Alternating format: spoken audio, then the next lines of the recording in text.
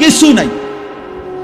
এই কিশোর যুবক ছেলেদের বর্তমান হালাত হইল, যার একটা মোবাইল আছে, যার একটা মোটরসাইকেল আছে, যার একটা হারাম নষ্ট চরিত্রহীন কোনো মেয়ের সাথে সম্পর্ক আছে, কিছু অসৎ সমবয়সী বন্ধু আছে, আড্ডা দৈন্যা, খালাস, এই চারটা জিনিস আছে, সে 7টা মহাদেশের বাদশা। আমি সে বাংলাদেশের না, সে হলো গোটা পৃথিবীর বাদশা। তার মোটরসাইকেল চালানি দেখলে আপনি বুঝবেন এতে বাদশাহ। তার পূর্বপুরুষে ছিলেন নবাব সিরাজউদ্দৌলা, তে বাদশাহ আকবরের নাতি। বাদশাহ দেখলেই বুঝে সে 7 মহাদেশের মালিক। তার চুলের পেখম দেখলে মনে হয় যেন তার আব্বা জাতিসংঘের মহাসচিব, তে আমেরিকার প্রেসিডেন্ট তার বাপ। তার চলাফেরা দেখলে মনে, অথচ বাবার একটা একটা টাকার জন্য তার বাপের হয়তো ঘাম অঝরে পড়তেছে, অঝরে পড়তেছে। আমি নিজ চোখে দেখছি একদিন, এই কয়দিন আগে, সিমেন্টের বস্তা নামাইতেছে। আমার এই স্মৃতিটা কতবার যে আমার মনে হয়েছে, এটা একটা লোকরে দেখলাম ট্রাকের থেকে সিমেন্টের বস্তা নামাইয়া থুইতে আছে গোডাউনে। আমি অনেকক্ষণ তাকাইয়াছিলাম। বিশ্বাস করেন, লোকটা একটা একটা বস্তা সিমেন্ট কাঁধে নেয়, পিঠটা এরকম বাঁকা হয়ে যাইতেছে, আর এটা যখন রাখে ছোট্ট একটা গামছা দিয়া বারবার এই ঘামগুলো মুছতেছে। কি পরিমাণ ঘাম! তার শরীর, চেহারা, কপাল, গেঞ্জিটা, লুঙ্গিটা মনে যেন পানিতে ভাইসা গেছে, ভিজা গেছে। এইভাবে একটা একটা বস্তা সিমেন্ট। তো মনে করেন 1 বস্তা সিমেন্ট ওইখানে রাখলে সর্বোচ্চ 60 টাকা, 5 টাকা, কোথাও 10 টাকা সর্বোচ্চ। আমি খবর নিছি 10 টাকার বেশি নাই, 60 টাকা অ্যাভেলেবেল, 5-7 টাকা। মানে এক এক বস্তায় ওই ওরে দেয় লেবার, যে মিয়া গোডাউনে ফেলা রাখে নিয়া। এই বেচারা যদি 50টা বস্তা সিমেন্টের বস্তা রাখে, চিন্তা করে দেখেন তো, তাকে 50 বার কোমরটা বাঁকা করতে হয় নাই? কথা বলেন না? 50 কেজি বস্তা নিতে সম্ভব এমনে? 50টা বার তাকে কোমরটা বাঁকা করতে হয়েছে। মহিউদ্দিন ভাই, এনে কি কোনো দোকান বসছেন? এনে কি সমস্যাটা কি? আমি এটা বুঝি না। এনে একটা ছেলে দাঁড় করান, আপনাদের মাদ্রাসার একজনকে দাঁড় করান, যে ভাই একটু তুমি ফিসে গিয়ে কথা কো, নাহলে খেতে নামাই দেন, এর কথা কইতে বললা। বারবার এখানেই কথা বলতেছে কেন? আমি এটাই বুঝতেছি না। তাইলে বলেন, মানে একটা হিসাব বললাম, আরই 50 বস্তা সিমেন্টের বস্তা যদি লোকটা নামায়, এক একটা বস্তা 50 কেজির, বারবার তার কোমরটা বাঁকা হইছে, কি পরিমাণ ঘাম তার শরীর থেকে বাইয়া পড়ছে। বিনিময়ে 500 টাকা, 10 টাকা করে ধরলে সেখান থেকে বেচারা হয়তো 500 টাকার একটা নোট দিছে তারে, এটা বাঙ্গাইয়া 200টা টাকা হয়তো আপন ছেলের হাতে তুলে দিছে বাপ, তার হয়তো খরচ। এই 200টা টাকার মধ্যে এই বাবার কি পরিমাণ ঘাম মিশে আছে। কিন্তু নাফরমান সন্তান নামের এই জানোয়ার এই 200 টাকা মোবাইলে ঢুকাইয়া সারা রাত উলঙ্গ ছবি দেখতেছে। এটা মানুষের বাচ্চা? এটা মানুষ না জানোয়ার? আপনার কি মনে হয়? বলেন না কেন? এটা মানুষ না জানোয়ার? এই একটি টাকার পিছনে তোর বাবার কি পরিমাণ ঘাম ঝরছে। তুই কামটা করলি কি? তুই কামটা করলি কি? তুমি মহিলা, তুমি জানো না তোমার স্বামী আজকে 12 বছর বিদেশে একটা একটা টাকা, একটা একটা রিয়াল জমাইবার জন্য তাকে কি পরিমাণ ঘাম জড়াইতেছে।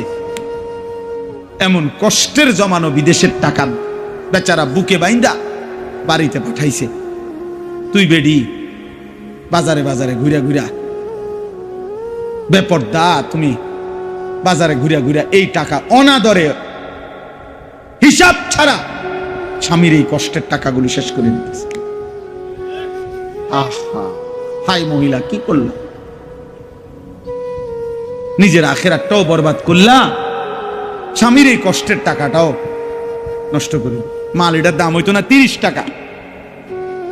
হেবুডির একটা আইস দিছে, আইস দিয়ে কইছে, আপা যে কোনো কারো কাছে 450 টাকা বেশি। সবার দ্বারা দাম কইয়া কি আর লাভ আসেনি? ইতান সবারই কইয়া কি আর বুঝবনি? আমনে যেহেতু বুঝের মানুষ, আমনে 50 টাকা ছাড়, 400 টাকা। এই আফার লেগে চান, আফার লেগে চানে চার দাম হইলো 5 টাকা, আপনারা ধরাই দিছে 350 টাকা। মালের দাম হইতো না 30 টাকা। ব্যাগ কলাফায় ঠিক চা খাইয়া বেড়ার লগে কথা টথা বলে সুন্দর মাল নিয়ে আস, মাল নিয়ে আস। দোকানদার হিন্দু, হিন্দু যুবক, নাফরমান মহিলা মুসলমান। হায় হায়, 10 মিনিট আধা ঘন্টা লাগাইয়া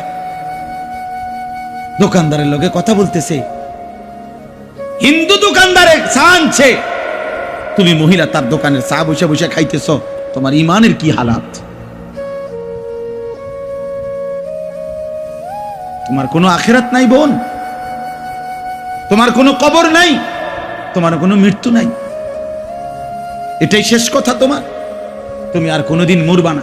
এই যৌবন, এই রূপ, এই শরীর, এটা নিয়েই তো তুমি অনন্তকাল থাকবা না? এই জন্য ছেলেরা তম করে বললাম, বাবা একটা ছেলে হলো মনে রাখো, বাবা তোমার বাবার 1 ফোঁটা ঘামের দাম দিতে হবে। তোমার বাবার কষ্টের উপার্জনের 1 ফোঁটা ঘামের মূল্য তুমি আল্লাহর কাছে হিসাব দিতে হবে। তুমি কেন অনাদরে অবহেলায় নষ্ট করো? আল্লাহর দেওয়া প্রতি মিনিটের হিসাব দিতে হবে, প্রতি সেকেন্ডের হিসাব দিতে হবে, প্রতি শব্দের হিসাব দিতে হবে, প্রতি ঘন্টার হিসাব দিতে হবে। 1 সেকেন্ড আমরা আল্লাহর আড়াল করার সুযোগ আমাদের আছে তো? কথা বলে না কেন? আল্লাহ থেকে গোপন হওয়ার আমাদের সুযোগ আছে তো? আছে? নাই। অতএব বাপ, আমার কথা চলতেছিল,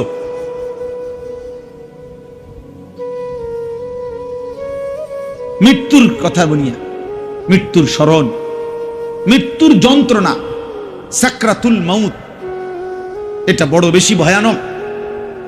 আর এটা যদি এমন হইতো যে এমন যে ভাই আমার লোক আছে, আমনে আমার অসুবিধা হইতো না, আমি সরকারি দলের লগে আমার সম্পর্ক, হ্যাঁ আমার ক্ষমতা আছে, আমার টাকা আছে, আমি বাঁচার ব্যবস্থা আছে, এমন ব্যবস্থা কারো কাছে আছে? মৃত্যু ধনী আর গরিবকে বরাবর করে দিবে, মৃত্যু সুখী আর দুঃখীকে বরাবর করে দিবে, মৃত্যু আনন্দ এবং বেদনাকে সমান করে দিবে, মৃত্যু অট্টালিকা আর কুড়ে ঘরের মানুষকে কি করে দিবে? সমান, সমান করে দিবে, সমান করে দিবে, সমান করে দিবে। ওই কিতাবে লিখছে যে ওমর ইবনে আব্দুল আজিজ যখন বলছে, হায় আমার বন্ধুদেরকে কি করেছ, আমার দোস্তদেরকে কি করেছ, আমি যাদের সাথে রাতের পর রাত গল্প করতাম, আমার সেই বন্ধুদেরকে তুমি কই নিছ হে মৃত্যু? তো লিখছে, মৃত্যু যেন ওনাকে বলতেছে ফিরাইয়া, কবর যেন ওনাকে ফিরাইয়া বলতেছে, ওমর ইবনে আব্দুল আজিজ শোনো, আমি তোমার বন্ধুর চোখ তার শরীর থেকে খুলে ফেলছি, আমি তার হাতের কনুই তার দেহ থেকে আলাদা করে ফেলছি, আমি তার পাও তার শরীর থেকে আলাদা করে ফেলছি, আমি তার গোশত তার হাড্ডি থেকে আলাদা করে ফেলছি, আমি তার দেহকে রেজা রেজা করে এই মাটির সাথে মিশাই। যদি কারো দিল থাকে তো সে বুঝবে, কবর তাকে এটাই বলবে, যে বন্ধুকে কবরে রাইখা 6 মাস পরে 9 মাস পরে আইসো একদিন, দেখবা তোমার বন্ধুর কোনো চিহ্ন নাই, তোমার আপন জনের কোনো চিহ্ন নাই, তোমার স্বজনের কোনো চিহ্ন নাই। আমি সব রেজা রেজা করে দিছি, সব ছিন্ন ভিন্ন করে দিছি। অতএব ভাই আমার, বন্ধু আমার, দোস্ত আমার, আজকে আমার এটাই কথা, মৌতের স্মরণ করেন, চারিদিকের মৃত্যু দেখেন। প্রতিদিন মানুষের জানাজা, কবরস্থান, লাশ, মৃত্যু দেখেন। 3 বেলা খানা ঠিক আছে, এর অতিরিক্ত আবার নাস্তা, আবার চা দোয়ানে, বুট, পেঁয়াজ, আলু চপ, আবার রাত্রে বিরাতে, সকাল দুপুর আপেল, মালটা। তাহলে আল্লাহর রহমতে খানা সুন্দর, ঘুমও যায় আরামে। জি পুত নাই নাতকুর যার মতো চলতেছে। কেউ আল্লাহ চিনুক বা না চিনুক, কেউ নামাজ পড়ুক বা না পড়ুক, পর্দা করুক বা না করুক, কেউ ফজরের নামাজ পড়ুক না পড়ুক, চাচায় মাতেও না, লড়েও না, হেবটার খানা, ওটা তো আপেল মালটা আনা দরকার। বুঝেন না কথা? এখন পুতের বউর যে চরিত্র নাই, মেয়ে যে ফজরের নামাজ পড়ে না, ছেলে যে ফজরের নামাজ পড়ে না, ঘরের কেউ যে আল্লাহর কোরআন পড়তে জানে না, এটা তো ওনার দরকার নেই। ওনার দরকার হলো ভাত তরকারি। তো এটার তো আলহামদুলিল্লাহ ব্যবস্থা আছে, কাজে উনি খুশি। এটা গাফেল মানুষের কাজ, এটা ফালতু মানুষের পরিচয়, এটা গাফেল লোকের পরিচয়। উনি মনে করছে আর কোনোদিন উনি মরবে না, উনি মনে করছে আর কোনোদিন কবরে যাবে না, আর কোনোদিন যাবেন না। বাপ, বিষয়টা এটা না। সুখের দুনিয়াও শেষ হয়ে যায়, দুঃখের দুনিয়াও শেষ হয়ে যায়। 3 বেলা যার খানা ঠিক মতো থাকে, তারও মৃত্যু হয়ে যায়। আর ঠিক মতো খানা যে পায় নাই, সেও একদিন মরে যায়। বাসর রাতও ভোর হয়, ফাঁসির রাতও ভোর হয়, কোন রাতি থেমে থাকে না। মৃত্যু এসেই যায়, মৃত্যুর যন্ত্রণা সত্য সত্য শুরু হয়ে যায়। আজকে সকালবেলা আমি একটা কিতাব পড়ছি, আরবি কিতাব। আরব বিশ্বের একজন বিখ্যাত, বর্তমান সময়ের সারা পৃথিবী আলোড়ন সৃষ্টিকারী যে কয়েকজন আরব দেশের আলেম লেখক, এর মধ্যে উনি একজন, ডক্টর আয়েজ আল কারনি। ওনার একটা বই, ওয়াজাআত সাকরাতুল মাউতি বিল হক, এই বইটার নাম। কোরআনুল কারীমের একটা আয়াত এটা। আল্লাহ তাআলা বলছে, নিশ্চিত সত্য যে সত্যই বান্দা মনে রেখো, মৃত্যুর যন্ত্রণা এসেই যাবে, শুরু হয়েই যাবে। যালিকা মা কুনতা মিনহু তাহিদ, আর এই মৃত্যু থেকেই তুমি প্রতিনিয়ত বাঁচতে চেয়েছিলে, পলায়ন করেছিলে, কিন্তু সেই মৃত্যু সত্য এসেই গেল। তোমার দাদাও মরতে চায় নাই, কিন্তু মরেই গেল। তোমার বাপও কোনোদিন মরতে চায় নাই, কিন্তু তিনি মারাই গেছে। তোমার দাদার বাপও মরতে চায় নাই, তিনি মারাই গেছেন। তোমার ফ্যামিলির যে মানুষগুলো কবরে, এরা কেউই মরতে চায় না, তাদেরও শেষ পর্যন্ত চিকিৎসা করা হয়েছে, চেষ্টা করা হয়েছে।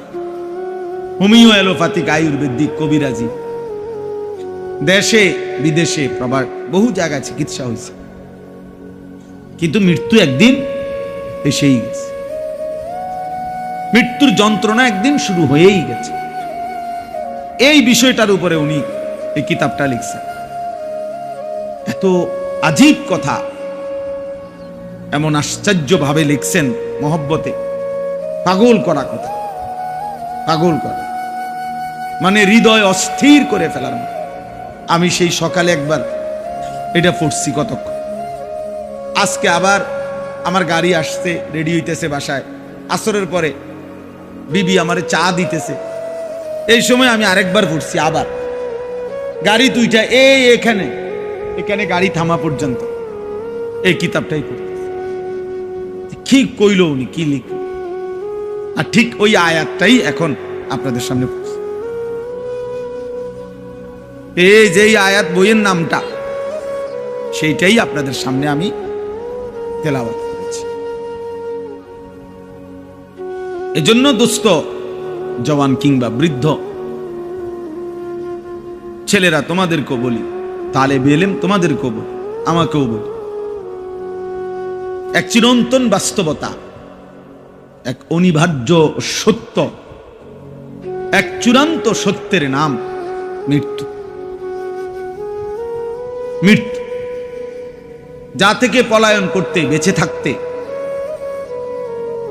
সবাই চেয়েছে, কিন্তু কেউ পারে না, কেউ পারে না। প্রতিটা হাসি, প্রতিটা কান্না, প্রতিটা দুঃখ যন্ত্রণা শেষ পর্যন্ত থামায় দিছে মৃত্যু। ওই কিতাবের মধ্যে একটা আশ্চর্য কথা আছে, সবগুলোই আশ্চর্য। ওই কিতাবে একজন বিশ্ববিখ্যাত ইসলামের ইতিহাসের খলিফা ছিলেন ওমর ইবনে আব্দুল আজিজ রাহমাতুল্লাহ আলাইহি। জগৎ বিখ্যাত ইসলামের ইতিহাসে আল্লাহর নবী সাল্লাল্লাহু আলাইহি সাল্লামের 4 খলিফা আবু বকর, ওমর, উসমান, আলী রিদওয়ানুল্লাহি আলাইহিম আজমাইনের পরে, 4 খলিফার পরে পৃথিবীতে সবচেয়ে বেশি সফল, মুত্তাকি, জনপ্রিয়, পরিচিত, আল্লাহ ভীরু যেই খলিফা ছিলেন, মুসলিম বাদশাহ, উনি হলেন এই ওমর ইবনে আব্দুল আজিজ। ওনাকে ইসলামের 5ম খলিফা বলা হয়। এলেমে, আমলে, তাকওয়ায়, ফরহেজগারিতে, সর্বগুণে উনি ছিলেন একজন অনন্য, হিম্মতে, সাহসে, সব দিকে ওনার জীবনী অনেক সুন্দর। ওনার রাত দিন, খেলাফতের পূর্বে যখন খলিফা ছিলেন তখন সব সময় উনি শতভাগ তাকওয়ার উপরে ছিলেন, আল্লাহ ভীতির উপরে ছিলেন। তো ওই কিতাবে লিখছে উনি মাঝে মাঝে কবরস্থানে যাইতেন, আর কবরের দিকে তাকাইয়া তো মৃত্যুকে স্মরণ করতেন, আর বলতেন ইয়া মাউতু। শুনেন মনোযোগ দিয়ে, উনি বলতেন ইয়া মাউতু মাযা ফাআলতা বিল আহিব্বা। হে মৃত্যু, হায় তুমি আমার আপনজনদের সাথে কি করলা। মাযা ফাআলতা বিল আহিব্বা, আমার ভালোবাসার প্রিয় মানুষগুলোর সাথে কি করলা তুমি। সবগুলো মানুষকে আমার থেকে নিয়ে গেলা। আইনাল আহবাব, আমার বন্ধুরা কোথায়, আমার সাথীরা কোথায়। এই নিজে নিজে বলতেন আমার ভালোবাসার মানুষগুলো কই। আমার আব্বা আমারে, আমার মনে আছে, হোটেলে বৈশা চামচ দিয়া দিয়ে ওই বুরিন্দা যে ছোট ছোট এগুলো খাওয়াইছে। কি পরিমাণ ভালোবাসতেন আমার বাপ। তো আমার আব্বা এখন কবরে।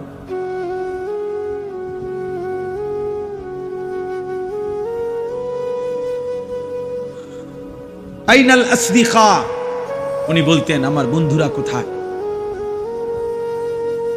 আমার বন্ধুরা কই। আইনাল জুল্লাস, অর্থ হলো আমি যাদের সাথে বসতাম তারা এখন কই। আইনাস সাম্মার, যাদের সাথে আমি রাত জেগে কথা বলতাম, রাতের পর রাত, আমার সেই দোস্তরা কোথায়। হায় কবর, হায় মৃত্যু, তুমি তাদেরকে কি করেছো বলো। এইভাবে তিনি চিৎকার করতেন আর মৃত্যুকে স্মরণ করতেন। অর্থাৎ বুঝাইতে চাইতেন যে হায় মৃত্যু তো আমার একে একে বহু আপনজনকে কি নিয়ে, আপনজনকে নিয়ে গেল। এজন্য দোস্ত, এটা চিরন্তন বাস্তবতা। এই সমস্ত নসিহত, এই ওয়াজ, এই উপদেশ, এই মাহফিল, শত শত হাজার হাজার ওলামায়ে কেরামের এই সমস্ত কথাবার্তা, চোখের পানি, আল্লাহ ওলিদের, প্রিয় বান্দাদের, সবকিছুর মূলে মৃত্যুর প্রস্তুতি, আখিরাতের প্রস্তুতি, মৃত্যু পরবর্তী জিন্দেগির প্রস্তুতি। দুনিয়া এমন এক জায়গা ভাইয়া, তেমন কোনো প্রস্তুতি না নিলেও দুনিয়া পার হয়ে যায়, চলে যায়, রিজিক মিলে যায়। পঙ্গু, প্যারালাইজড, অন্ধ, বোবা, বধির, অসল, অক্ষম, উপার্জনহীন,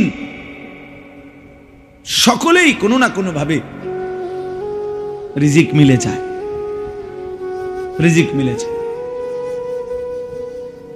আমি এক জায়গায় বাংলাদেশে একটি জেলায় একজন ভাইরে দেখছি, ওনার একটা ছেলে আছে, বাচ্চাটা সোজা হইয়া বসতে পারে না, কোলে করে রাখে। বাচ্চাটা এত বড় ছিল, যখন দেখাইছিল আমার, বাচ্চাটা ঠিক এত বড়, বাচ্চার মাথাটা এত বড়, বাচ্চার স্বাভাবিক শরীরের অংশের চাইতে মাথা 3 গুণ ভারী, এত বড়। আজকে প্রায় 6 বছর পরে আমি আবারও ওনারে জিগাইছি, আপনার বাচ্চাটার কি অবস্থা? হুজুর এই আগের মতোই, বাচ্চাটা এখনো বাইচা আছে, শরীরটা ছোট, মাথাটা অনেক বড়। কিছুদিন পর পর মাথার থেকে কি যেন পানি বের করতে হয়, অনেক টাকা চিকিৎসায় খরচ হয়, সামান্য উপার্জন করে। কিন্তু প্রত্যেক মজলিসে বয়ানে ওলামাদের কাছে যায়, আসা যাওয়া করে, তার সংসারে কি পরিমাণ পেরেশান। কিন্তু আমার প্রশ্ন হলো, সেই অক্ষম বাচ্চাটারও রিজিক মিলে যায়। তো দুনিয়া তো দোস্ত কোনো না কোনো ভাবে মিলেই যায়। যে মানুষ কোনোদিন পৃথিবীর কোনো কিছু চোখে দেখে নাই, ওই সেই অন্ধ লোকটাও কোনো না কোনো ভাবে খায় না? কি বলেন? তাহলে আখিরাতের প্রস্তুতি, মৃত্যুর প্রস্তুতি, পরকালের প্রস্তুতি, নওজোয়ান বাবারা, এটা মূল পরিচিতি, মূল ফিকির। আল্লাহর নবী সাল্লাল্লাহু আলাইহি ওয়াসাল্লাম বলছেন, আকসিরু যিকরা হাদিমিল লাযযাত, আমার উম্মত ওই জিনিস বেশি বেশি স্মরণ করো যা তোমার সমস্ত স্বাদ, মজা, আনন্দ সব মিটাইয়া দিবে। ওই মৃত্যুকে বেশি বেশি স্মরণ। মৃত্যু একদিন আসবে যা তোমার জিহ্বার সব স্বাদ বন্ধ করে দেবে। আর গরুর গোশতের স্বাদ আলাদা, মুরগির গোশতের স্বাদ আলাদা, রুই মাছের স্বাদ আলাদা, ইলিশ মাছের স্বাদ আলাদা, এক এক শাকের, এক এক তরকারির এক এক স্বাদ। এই ছোট্ট একটা জিহ্বা এক মহান মালিক কি পরিমাণ ভাবে সেটিং করে দিয়েছেন, যা লক্ষ আইটেমের খাবারও ভিন্ন ভিন্ন স্বাদ বলে দেয়। অথচ ঠিক এই সাইজের আরেকটা গোশতের টুকরা যদি এটা বদলাইয়া এখানে লাগান, ওই অনুভূতি মিলবে। কই এরকমই তো গোশতের টুকরা, আমার এই হাতের গোশত, পায়ের গোশত, সেখানে তো এরকম অনুভব হয়। তো আল্লাহ নবী সাল্লাল্লাহু আলাইহি সাল্লাম বলেন, সব স্বাদ, সব আনন্দ, সব মজা একদিন মিটিয়ে দেবে, নিশ্চিহ্ন করে দেবে, স্তব্ধ করে দিবে যেই জিনিস, তার নাম মৃত্যু। আকসিরু, আমার উম্মত বেশি বেশি স্মরণ, বেশি বেশি স্মরণ। যত আউলিয়া বুজুর্গ, পীর মাশায়েখ যুগে যুগে ছিলেন, আছে এখনো, প্রত্যেক আউলিয়া মাশায়েখ, পীর বুজুর্গরা তাদের মুরিদ, অনুসারী, ভক্তদেরকে যেই সমস্ত আমল দেয়, এই আমলের মধ্যে অন্যতম একটা আমল এটাও যে মৃত্যুর মুরাকাবা।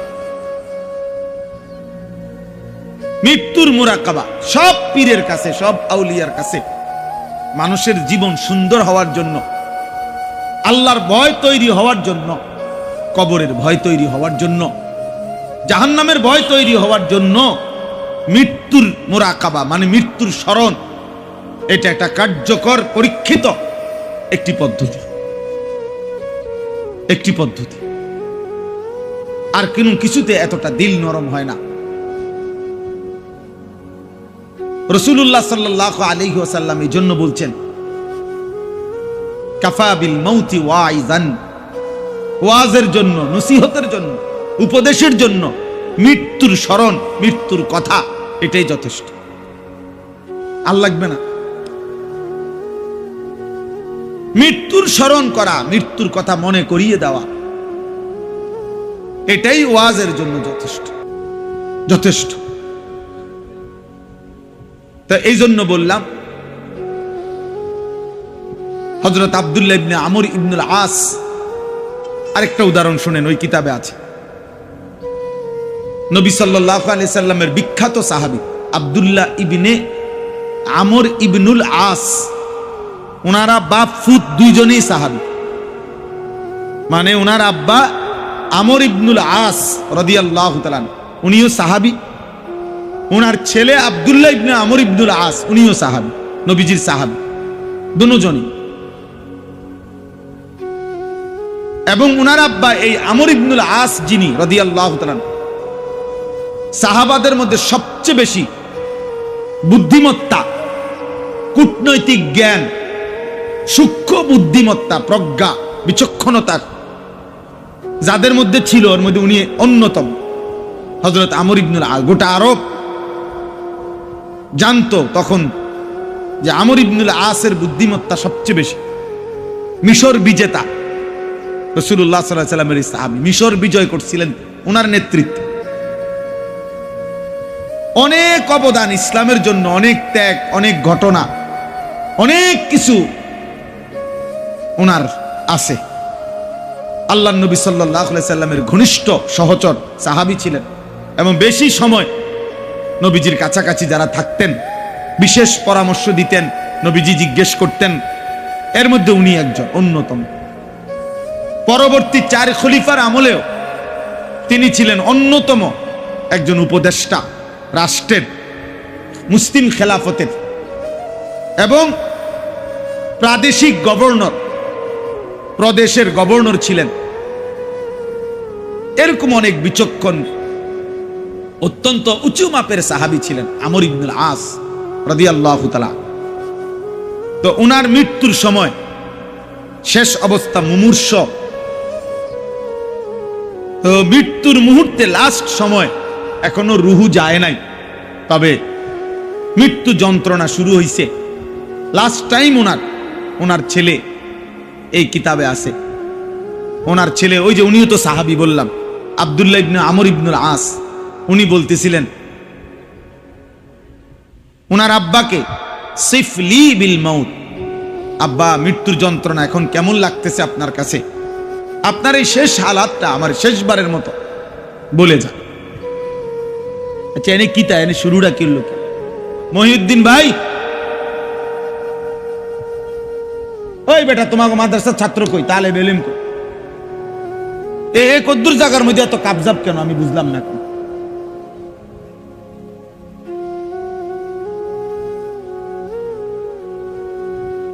আশ্চর্য কথা, তো এখানে এত, এটা তো কোনো স্টেশন না, এটা বিজরা বাজার, এনে বিজরা বাজার তো হেনে না। হযরত আব্দুল্লাহ ইবনে আমর ইবনুল আস বলতেছেন, আব্বা এই শেষ মুহূর্তে মৃত্যুর অবস্থা, যন্ত্রণা, সাকারাতুল মউত, আরবিতে কোরআনের ভাষায় মৃত্যু যন্ত্রণাকে বলে সাকরাতুল মউত। এইটাই আছে এই আয়াত, আমি শোনাবো আপনাদেরকে। ওয়াজাআত সাকরাতুল মউত, এই শব্দটার নাম কি বলেন? সাকরাতুল মউত, মৃত্যুর যন্ত্রণা। প্রত্যেক মানুষের, একেবারে আল্লাহর সৃষ্টির সমস্ত ইনসানের মৃত্যু যন্ত্রণা। একেবারে তিনি যদি সর্বশ্রেষ্ঠ আউলিয়া হয়, সাইয়্যিদুল আউলিয়া, সাকরাতুল মউত উনারও হবে। আবার সবচেয়ে বড় পাপী উনারও হবে। আমাদের প্রিয় নবী সাল্লাল্লাহু আলাইহি সাল্লাম উনারও সাকরাতুল মউত, এই মৃত্যুর যন্ত্রণা হয়েছে। কিন্তু ওই যে বলে কারো কাছে ঝাল মজাদার, যদিও ঝাল খাইতেছে কিন্তু চোখ দিয়া পানি পড়ে, কিন্তু হে আরো খায়। তাহলে কিন্তু ঝাল তো লাগতেছে, ঠিক কথা বুঝেন নাই? ঝাল লাগতেছে এটা ঠিক, কিন্তু ভর্তা এটা এর কাছে এত মজা লাগতেছে যে চোখ দিয়া পানি পড়ে, কিন্তু হেঁটে এখনো খায়। এরকম আর কেউ তো ঝাল দেখেই না না না না ঝাল ঝাল ঝাল ঝাল, তার কাছেও ঝাল ঝালেই। আর যে খুব মজা করে খাচ্ছে পাচ্ছে, তার কাছেও কি লাগতেছে? তাহলে সাকরাতুল মউত, মৃত্যু যন্ত্রণা হবেই হবে। সাইয়্যিদুর রাসূল আমাদের নবী সাল্লাল্লাহু আলাইহি সাল্লামেরও সাকরাতুল মউত হয়েছে, বিশুদ্ধ হাদিস, একেবারে বুখারী থেকে সব হাদিস আছে। তো ওনার আব্বা যখন এটা বললেন, উনি ওনার আব্বাকে, আব্বা আপনার এই মুহূর্তে শেষ অবস্থায় আপনার মৃত্যুর হালাত কেমন হচ্ছে। তখন তিনি বলছেন, আশ্চর্য উদাহরণ দিছে, ইয়া বুনাইয়া, হে আমার প্রিয় সন্তান, কাআন্না জিবালাদ দুনিয়া আলা সাদরি ওয়া ইন্নী আতানাফাসু মিন সাকবিল ইবরা। উনি বলতেছেন, হে আমার প্রিয় সন্তান, আমার মনে হচ্ছে বাবা, এই গোটা পৃথিবীতে দুনিয়াতে যত পাহাড় আছে, আল্লাহর সৃষ্টির যত পাহাড়, সবগুলো পাহাড় যেন একসাথে আমার বুকে চাপ দিয়ে আছে। কাআন্না জিবালাদ দুনিয়া আলা সাদরি, যেন দুনিয়ার সব পাহাড় আমার বুকে চাপ দিয়ে ফেলছে, চাপ দিয়ে ফেলছে। আর শুনেন, এরপরে তিনি বললেন, হে প্রিয় সন্তান, এই অবস্থায় আমি যেন ওয়া ইন্নী আতানাফাসু মিন সাকবিল ইবরা, একটা সুইয়ের ছিদ্র, সুইয়ের ছিদ্র পর্যন্ত না, সুইয়ের ছিদ্র কেন এত বড়, তাহলে একটি সুইয়ের ছিদ্র দিয়ে যেতটুকু জায়গা, আমি যেন এই এতটুকু জায়গায় নিঃশ্বাস নিতেছি। পৃথিবীর সবগুলো পাহাড় যেন আমার বুকে চাপ দিয়ে রাখছে, আর আমি যেন নিঃশ্বাস নিতেছি সুইয়ের ছিদ্র দিয়ে। হায়, উদাহরণ দিছে কেমন, অথচ তিনি জগৎ বিখ্যাত সাহাবী, জগৎ বিখ্যাত সাহাবী তিনি। এজন্য বাপ, এইমাত্র যেটা বললাম, আল্লাহর নবী সাল্লাল্লাহু আলাইহি সাল্লাম, তিনি পরিষ্কার হাদিসে আছে, নবী সাল্লাল্লাহু আলাইহি সাল্লামেরও মৃত্যুর পূর্ব মুহূর্তে আল্লাহর নবীর যখন এই সাকরাতুল মউত, মৃত্যু যন্ত্রণা শুরু হয়েছে, নবী সাল্লাল্লাহু আলাইহি সাল্লামের চেহারা মোবারক, কপাল মোবারক ঘামে ভিজে গেছে। আল্লাহর নবী সাল্লাল্লাহু আলাইহি সাল্লামের পাশে ছোট্ট পাত্রে আম্মা জান আয়েশা রাদিয়াল্লাহু তাআলা আনহা, নবীজির বিবি, এক পাত্র ছোট্ট, মনে করেন একটা বাটিতে পানি দিছেন। নবী সাল্লাল্লাহু আলাইহি সাল্লাম বারবার নিজের হাত মোবারক আঙ্গুল ভিজাইতেছিলেন পাত্রে, আর চেহারা মোবারক মুছতেছিলেন, এই ঘাম মুছতেছিলেন ওই পানি দিয়ে দিয়া। আর নবীজি তখন পড়তেছিলেন, আল্লাহুম্মা আইন্নী আলা সাকারাতিল মউত, আয় মাওলা, আপনার এই বন্ধুর মৃত্যু যন্ত্রণার এই মুহূর্তে আমারে আপনি সাহায্য করেন, সাহায্য করেন। আল্লাহুম্মা হাওয়িন আলাইয়া সাকারাতিল মউত। এরপরে শব্দ বলছে এটা, আয় আল্লাহ, আপনার বন্ধুর মৃত্যু যন্ত্রণা সহজ করে দেন। সহজ তো অবশ্যই, তিনি বন্ধু, তিনি মাহবুব, তিনি হাবিব। তাহলে ধারণা করলেই তো বুঝবে যে পৃথিবীর সবচেয়ে সহজ, সবচেয়ে হালকা যন্ত্রণাই তো হবে বন্ধুরটা। কথা বোঝেন নাই? নবী সাল্লাল্লাহু আলাইহি সাল্লামের মৃত্যু যন্ত্রণাটাই তো হবে সবচেয়ে সহজ, সবচেয়ে হালকা। এটাই তো যুক্তির কথা, স্বাভাবিক কথা। সেটার অবস্থায় যদি বন্ধুর এই অবস্থা হয়,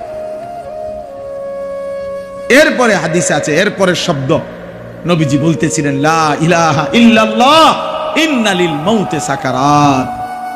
আল্লাহ আপনি ছাড়া আর কোনো ইলাহ নাই, হায় মৃত্যুর যন্ত্রণা বড় কঠিন। নবীজি বলেন, ইন্না লিল মাউতি সাকারাত, মৃত্যু যন্ত্রণা বড় কঠিন, বড় কঠিন। এই জন্য দেখেন, খুদ রাসূল সাল্লাল্লাহু আলাইহি ওয়াসাল্লাম, সরদার দু আলম নবী সাল্লাল্লাহু আলাইহি সাল্লাম, বন্ধু আমার, তিনি পর্যন্ত উম্মতকে শিখাবার জন্য মৃত্যু যন্ত্রণার এই হালাতটা তুলে ধরছেন, যেন উম্মত শিখতে পারে, উম্মত যেন বুঝে যে হায়, আমার রাসূল যদি এরকম আচরণ করে থাকেন, বলে থাকেন, আমার কি হবে, আমার কি হবে, আপনার কি হবে। 30 বছর ধরে যে কোনো দিন সুদের ব্যবসা ছাড়ে নাই, হায় তার কি হবে। আজকে 30 বছর ধরে প্রতিদিন যে ওজনে কম দেয়, আহা, সেই মুসলমানের কি হবে? আজকে 30 বছর ধরে যে নারী, যেই বোন, যেই মা, যেই বিবি বেপর্দা, আমার সেই বোনের কি হবে? আজকে খোদার 1 বছর, 2 বছর, 3 বছরে মুসলমানের যেই সন্তান কোনদিন 365 দিনের 1 বছরে ফজরের নামাজ পড়ে নাই, সেই যুবকের কি হবে বলে? প্রত্যেক দিন ওজনে যে কম দেয়, হারাম উপার্জন করে, 2 নম্বরই ব্যবসা করে, আহা, তার কি হবে? তার কি হবে? মৃত্যুর এই ভয়াবহ যন্ত্রণা থেকে সে কিভাবে বাঁচে? কিভাবে বাঁচে? কোরআনুল কারীমের মধ্যে আছে, খোদার কসম, বা কাল্লা ইদা বালাগাতিত তারাকি ওয়াকিলা মান রাক। আল্লাহ তাআলা বলেন, মালাকুল মউত আজরাইল যখন রূহ কবজ করতে আসবে, নাফরমান পাপীর রূহটা কলিজা থেকে টান দিয়া ছিঁড়ে ফেলবে, আর ফেরেশতা আজরাইল যখন ছিঁড়ে ফেলবে, প্রত্যেক নাফরমান পাপীর রূহ এই কণ্ঠনালীর কাছে এসে আটকায় যাবে, আর ভিতরেও যায় না, বাইরেও হয় না। আল্লাহ তাআলা বলেন, ওয়াকিলা মান রাক।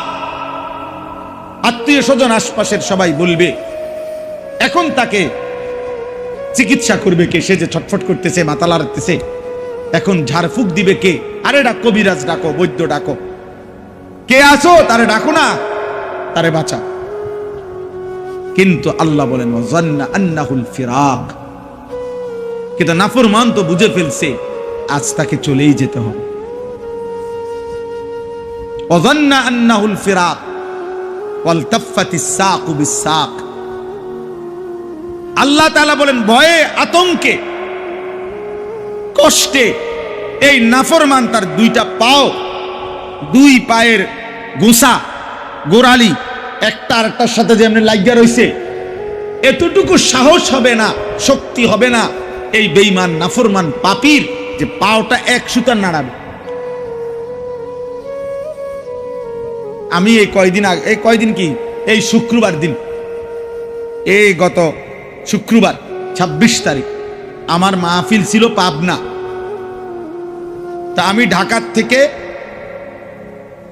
গাড়িতে গেছি আরিচা ফেরিঘাট, আরিচা পাটুরিয়া ফেরির ঘাটে গিয়ে রাত্রে তখন 9টায়, বরাবর রাত 9টায় অন্ধকারে আমার জন্য ওনারা আপনার স্পিড বোট ঠিক করছে স্পেশালি। তো স্পিড বোটে আমার ওই পারে নিয়ে যাবে মাহফিলে। স্পিড বোটে উঠছি আমরা 6-7 জন।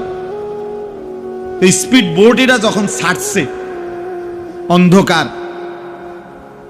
আর যখন একটু সামনে গেছে আর ঢেউ বাড়ি মারতেছে, 31 মিনিট সময় লাগছে প্রায় যাইতে ওই পারে। বিশ্বাস করেন, আমি বুঝার জন্য বলতেছি, আমি যে ওই বোটের এক সাইডটা দৌড়ছি এমনে, আর লা ইলাহা ইল্লা আনতা সুবহানাকা ইন্নী কুনতু মিনাজ জালিমিন পড়তেছি মহিউদ্দিন ভাই, একটা সুতা, একটা ইঞ্চি আমি আর আমার পাও নাড়াই নাই। এত না আমার ডরে যে পাও নাড়ালে নি পড়ে যায়, হাত নাড়ালে নি কি হয়, পড়ে যায়। এমন ভয় লাগছে ওই মাথা যাওয়া পর্যন্ত যে হাত পাওটাও নাড়াইবা মনে হয় যেন নিঃশ্বাসটা ফেলবার সাহস হচ্ছে না, নিঃশ্বাস ফেলবার সাহস হচ্ছে না। তো আল্লাহ তাআলা কোরআনে বলেন, ওয়ালতাফাতিস সাকু বিস-সাক, মানে 1 পায়ের গোসা আরেক পায়ের লগে ভাবে মিলে যাবে। নাফরমানের মৃত্যুর যন্ত্রণায় রূহ বাইরও হয় না, ভিতরেও যায় না, এই অবস্থায় সে পাওটাও নাড়াইবার শক্তি পাবে না। এই অবস্থায় এরপরে কোন কাগজ অথবা আরো উদাহরণ দিছে, মনে করেন কোন শিকের মধ্যে, শিক কাবাব খাইছেন যারা, শিকের মধ্যে গোশত আস্তে আস্তে একটু একটু করে দিয়া এরপরে আগুনে পোড়াইলে শিক কাবাব হয়। এই শিক কাবাবের কাবাব যেমনি টাইনা টাইনা খোলে, সিরা সিরা খোলে, শিখ থেকে। তো কিতাবের মধ্যে আছে মালাকুল মউত আজরাইল ওই নাফরমানের রূহটা এইভাবে টাইনা টাইনা ছিঁড়া ছিঁড়া তার এই রূহটা এখান থেকে বের করে।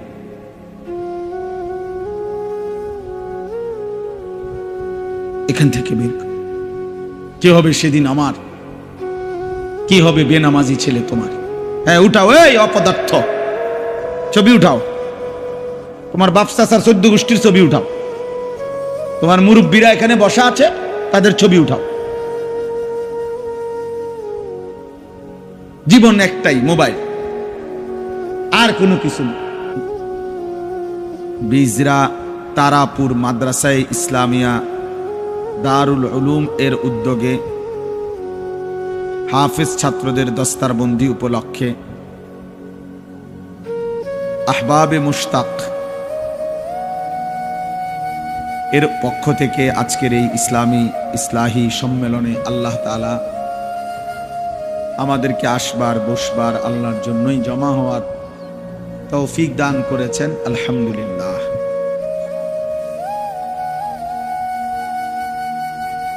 আমাদের প্রিয় ভাই মাওলানা মহিউদ্দিন বিষয়টা আপনাদের কাছে 1 মিনিট বলছি। আসলে ব্যক্তিগতভাবে আমি মোবাইল হাতে ধরে রেকর্ড করা পছন্দ করি না, এই জন্য এটা নিষেধ করি আমি নিজেই। মাওলানা নিজেই বলে ফেলছে, আমার সাথে অনেক সময় অনেক মাহফিলে প্রায় যায়, যার কারণে সে দেখছে এটা বলি আমি কড়াভাবে। এটার আসলে মূল কারণ হলো এতে করে ওই ব্যক্তির মনোযোগ বসে না, তার দিলে কোনো কথা জমে না, মোবাইলের মধ্যে কেবল ব্যস্ত থাকে, বারবার তার অন্তরের মধ্যে মোবাইলটার কথা মনে পড়ে, এটার মধ্যে ঠিকমতো উঠতেছে কিনা, বোঝা যায় কিনা, বন্ধ হয়ে যায় কিনা, ক্লিয়ার কিনা, ইত্যাদি ইত্যাদি। আর হাকিমুল উম্মত মুজাদ্দিদুল মিল্লাত হযরত মাওলানা শাহ আশরাফ আলী থানভী রাহমাতুল্লাহ আলাইহি বলছেন যে মনোবিজ্ঞানের কথা হলো মানুষের অন্তর একই মুহূর্তে 2 জিনিস ভাবতে পারে না। অর্থাৎ এই মুহূর্তে যদি আমার দিলের মধ্যে মোবাইলটা নিয়েই ভাবনা আসে, তাহলে আর আমার নিজের ভাবনা আসবে না, নিজের ভাবনা তৈরি হবে না। অথচ কেউ যদি নিজের দিল দিয়ে আল্লাহর কথা মনোযোগ দিয়ে শুনে, নিজের জন্য শুনে, অনেক সময় মানুষের মধ্যে অনুভূতি জাগে, হঠাৎ করে দিলের মধ্যে কম্পন তৈরি হয় এবং আল্লাহ তাআলার দয়ায় হতে পারে এই হঠাৎ এই শুনবার দ্বারা তার জিন্দেগি বদলায় যায়। অনেক কাহিনী আছে এই পৃথিবীতে, যে অসংখ্য অগণিত গুনার মধ্যে ডুবা ছিল, পাপের সাগরে ভাসছিল, আল্লাহর কালামের কোনো কথা, আল্লাহর কোনো কথা, সামান্য কোনো কথায় হয়তো কারো জিন্দেগি বদলায় গেছে, দিল বদলায় গেছে, জীবনটা পরিবর্তন হয়ে গেছে। এই জন্য ঝিনুক অনেক দিন বৃষ্টির 1 ফোঁটার জন্য অপেক্ষায় থাকে, আল্লাহর কুদরতে হঠাৎ কোনো 1 ফোঁটা ঝিনুকের মাঝে জমা হয়, তো নির্দিষ্ট 1 ফোঁটা পানি পেলে এই ছেলে, এই অপদার্থ কোথাকার, বলা হয়েছে না বেটা মোবাইল করতে না, ওঠো মিয়া, মোবাইলে তোমার ভিডিও করা বাকি থাকলে বাইরে যাও।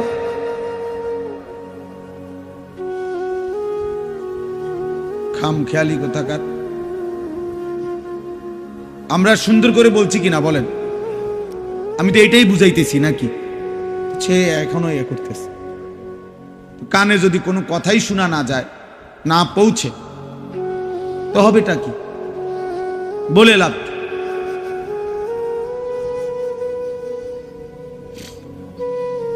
তো এই 1 ফোঁটা পানির জন্য ঝিনুক অনেক দিন অপেক্ষা করে। আল্লাহর কুদরতে নির্দিষ্ট ফোঁটা পানি যখন পড়ে ঝিনুক বন্ধ হয়ে যায় এবং নির্দিষ্ট সময় পরে ওই ফোঁটা পানি থেকেই মণিমুক্তা তৈরি হয়। এই জন্য আল্লাহ তাআলার দয়ায় বান্দা অনেক সময় সামান্য কথায়, অল্প কথায় গুনাহ ছেড়ে দেয়, জিন্দেগি বদলায় ফেলে। এই জন্য আল্লাহর দয়ায় কোরআনুল কারীমে আল্লাহ তাআলা বারবার এটা বলছেন যে আমার কথা মনোযোগ দিয়ে শোনো, ফাসতামি' লিমা ইউহা। আল্লাহ মুসা নবীকে বলছে, বন্ধু মুসা, আপনাকে আমি এখন যেই ওহী নাজিল করছি মুসা, সেটা তুমি মনোযোগ দিয়ে শোনো। কোরআনুল কারীমে আল্লাহ তাআলা বলছে, ওয়া ইযা কুরিআল কুরআনু ফাসতামিউ লাহু ওয়া আনসিতু। আমার বান্দা, যখনই তোমার সামনে কোরআন পড়া হয় তুমি তা মনোযোগ দিয়ে শোনো এবং চুপ থাকো। আল্লাহ বলেন লাআল্লাকুম তুরহামুন। শ্রোতা আসছে এখন, তাহলে অবশ্যই তোমার উপরে রহমত বর্ষিত হবে। এই যে আল্লাহ বলছে, তুমি চুপ থাকলে, তুমি মনোযোগ দিয়ে শুনলে, আমি আল্লাহ তোমার উপরে রহমত বর্ষণ করব। আর তাফসীরের মধ্যে আছে রহমত বর্ষণ মানে কি? রহমত বর্ষণ মানে হলো আল্লাহ তাআলা এই কথাগুলোর উপরে তোমাকে আমল করার তৌফিক দান। এই জন্য মনোযোগ, আমি এই বিষয়টা বেশি কঠোর।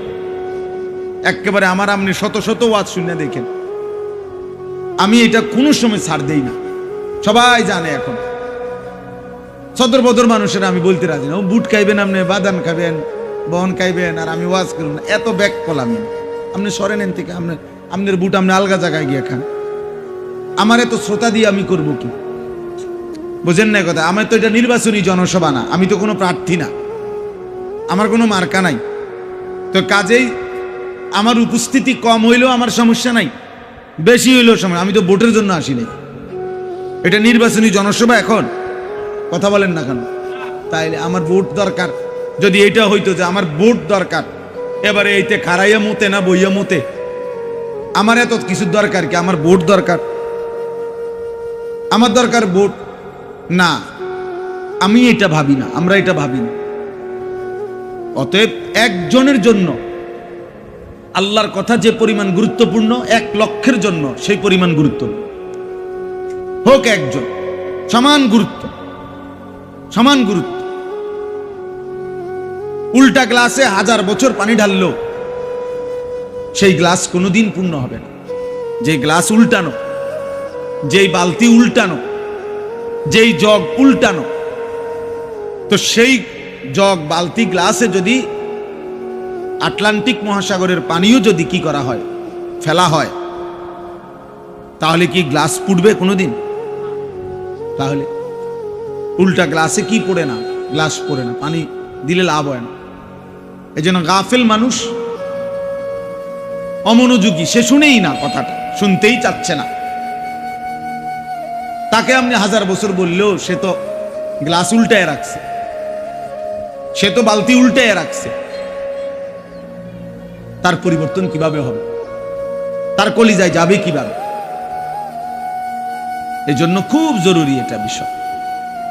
সব সময় আল্লাহর কথা মনোযোগী হবে, আল্লাহ তাআলা তখন আমলের তৌফিক দিবে। এটা বহুতই গুরুত্বপূর্ণ বিষয়। যার মধ্যে মনোযোগ নাই, গাফেল, ওর পরিবর্তন হয় না। পরিবর্তন 60 বছর হয়ে গেছে, এই যে এই ডকের এই ডক। একজন মুসলমান 60 বছর পার হওয়ার পর তার চলনে বলনে, আচরণে, উচ্চারণে বাইজিদ বুস্তামি হয়ে যাওয়ার কথা, জুনায়েদ বাগদাদি হয়ে যাওয়ার কথা। কেন? এই চাচা আজকে 60 বছরে, না হয়তো আজকে 40 বছর কমপক্ষে জুমার নামাজের বয়ান শুনে সামনের কাতারে বৈশা, তাইলে 40 বছরে উনি কি পরিমাণ আল্লাহর কথা শুনছে। শুধু শুক্রবারের বয়ানটা খেয়াল করেন, 1 বছরে মোট 52টা জুমা, 52টা জুমা, তাহলে 52 বার সে আল্লাহর কথা শুনছে। প্রত্যেক জুমায় যদি 1 ঘন্টা বয়ান হয়, তাহলে 52 সপ্তাহ, এভাবে 40 বছর। এরপরেও ওমা চাচা স্বাভাবিকভাবে বিড়ি খায়, সিগারেট খায়, আগের মতোই চা দোকানে প্রত্যেক দিন টেলিভিশন দেখে, নাচ গান দেখে, নাটক সিনেমা দেখে, নর্তকীর ছবি দেখে। তাহলে এটা কি ধরনের বুড়া বলেন? এই বুড়ারে কি ধরনের বুড়া হইল এটা? এখনো প্রত্যেক দিন 60 বছর হয়ে গেছে, কথা কইলেই গালি দেয়, আক করলে গালি ছাড়া কথা কইতারেন। এরম অসভ্য মানুষ 60 বছরও যার আখলাক বদলায় নাই, এটা কি ধরনের মানুষ বলে? এখনো সুদ লয়, এখনো কিস্তি নেয়, তাহলে সে গুনাহ ছাড়বে কখন? উনি বুঝবে কখন? ওই চাচা বুঝবে কখন? বুঝা গেল এই 60 বছর ধরে কাফের, কোনদিনও মূলত আল্লাহর কথা দিল দিয়া শোনে নাই, এটারে কোনো পাত্তাই দেয় না, এটা কোনো বিষয়ই মনে করে। ওনার ফুট বিদেশ, উনি কিন্তু এই সমস্ত হুজুরের চিন্তা করে ওনার 3 ফুট বিদেশ, ওনার বাইতুল্লাহর মধ্যে বিল্ডিং হয়ে গেছে, 3 বেলা খানা ঠিক আছে, এর অতিরিক্ত আবার নাস্তা, আবার চা দোয়ানে বুট পেঁয়াজ আলু চপ, আবার রাত্রে বিরাতে সকাল দুপুর আপেল মালটা। তাহলে আল্লাহর রহমতে খানা সুন্দর, ঘুমও যায় আরামে, জি ফুত নাই নাতকুর যার মতো চলতেছে। কেউ আল্লাহ চিনুক বা না চিনুক, কেউ নামাজ পড়ুক বা না পড়ুক, পর্দা করুক বা না করুক, কেউ ফজরের নামাজ পড়ুক না পড়ুক, চাচা মাতেও না লড়েও না, ওটার খানা, ওটা তো আপেল মালটা আনা দরকার। বুঝেন না কথা? এখন পুত্রের বউর যে চরিত্র নাই, মেয়ে যে ফজরের নামাজ পড়ে না, ছেলে যে ফজরের নামাজ পড়ে না, ঘরের কেউ যে আল্লাহর কোরআন পড়তে জানে না, এটা তো ওনার দরকার নেই, ওনার দরকার হলো ভাত তরকারি। তো এটার তো আলহামদুলিল্লাহ ব্যবস্থা আছে, কাজে উনি খুশি। এটা গাফেল মানুষের কাজ, এটা ফালতু মানুষের পরিচয়, এটা গাফেল লোকের পরিচয়। উনি মনে করছে আর কোনোদিন উনি মরবে না, উনি মনে করছে আর কোনোদিন কবরে যাবে না, আর কোনোদিন যাবেন না। বাপ, বিষয়টা এটা না। সুখের দুনিয়াও শেষ হয়ে যায়, দুঃখের দুনিয়াও শেষ হয়ে যায়। 3 বেলা যার খানা ঠিক মতো থাকে তারও মৃত্যু হয়ে যায়, আর ঠিক মতো খানা যে পায় নাই সেও একদিন মরে যায়। বাসর রাতও ভোর হয়, ফাঁসির রাতও ভোর হয়, কোনো রাতি থেমে থাকে না। মৃত্যু এসেই যায়, মৃত্যুর যন্ত্রণা সত্য সত্য শুরু হয়েছে। আজকে সকালবেলা আমি একটা কিতাব পড়ছি, আরবি কিতাব, আরব বিশ্বের একজন বিখ্যাত বর্তমান সময়ে সারা পৃথিবী আলোড়ন সৃষ্টিকারী যে কয়েকজন আরব দেশের আলেম লেখক, এর মধ্যে উনি একজন, ডক্টর আয়েজ আল কারনি। ওনার একটা বই, ওয়াজাআত সাকরাতুল মাউতি বিল হক, এই বইটার নাম। কোরআনুল কারীমের একটা আয়াত এটা। আল্লাহ তাআলা বলছে, নিশ্চিত সত্য যে সত্য সত্যই বান্দা মনে রেখো, মৃত্যুর যন্ত্রণা এসেই যাবে, শুরু হয়েই যাবে। যালিকা মা কুনতা মিনহু তাহিদ, আর এই মৃত্যু থেকেই তুমি প্রতিনিয়ত বাঁচতে চেয়েছিলে, পলায়ন করেছিলে, কিন্তু সেই মৃত্যু সত্য সত্য এসেই গেল। তোমার দাদাও মরতে চায় নাই, কিন্তু মরেই গেল। তোমার বাপও কোনোদিন মরতে চায় নাই, কিন্তু তিনি মারাই গেছেন। তোমার দাদার বাপও মরতে চায় নাই, তিনি মারাই গেছেন। তোমার ফ্যামিলির যে মানুষগুলো কবরে, এরা কেউই মরতে চায় না, তাদেরও শেষ পর্যন্ত চিকিৎসা করা হয়েছে, চেষ্টা করা হয়েছে। হোমিও, অ্যালোপ্যাথিক, আয়ুর্বেদিক, কবিরাজি, দেশে বিদেশে প্রবাস বহু জায়গায় চিকিৎসা হয়েছে, কিন্তু মৃত্যু একদিন এসেই গেছে। মৃত্যুর যন্ত্রণা একদিন শুরু হয়েই গেছে। এই বিষয়টার উপরে উনি এই কিতাবটা লিখছেন। এত আজীব কথা, এমন আশ্চর্যভাবে লিখছেন, মহব্বতে পাগল করা কথা, পাগল করা মানে হৃদয় অস্থির করে ফেলার মতো। আমি সেই সকালে একবার এটা পড়ছি কতক্ষণ, আজকে আবার আমার গাড়ি আসছে, রেডি হইতেছে বাসায়, আসরের পরে বিবি আমারে চা দিতেছে, এই সময় আমি আরেকবার পড়ছি, আবার গাড়ি দুইটা এখানে এখানে গাড়ি থামা পর্যন্ত এই কিতাবটাই পড়তেছে। কি কইল উনি, কি লিখ, আর ঠিক ওই আয়াতটাই এখন আপনাদের সামনে পড়ছি। এই যে আয়াত বইয়ের নামটা, সেইটাই আপনাদের সামনে আমি তেলাওয়াত করেছি। এজন্য দোস্ত জওয়ান কিংবা বৃদ্ধ ছেলেরা, তোমাদেরকেও বলি, তালেবে ইলম তোমাদেরকেও বলি, আমাকেও বলি,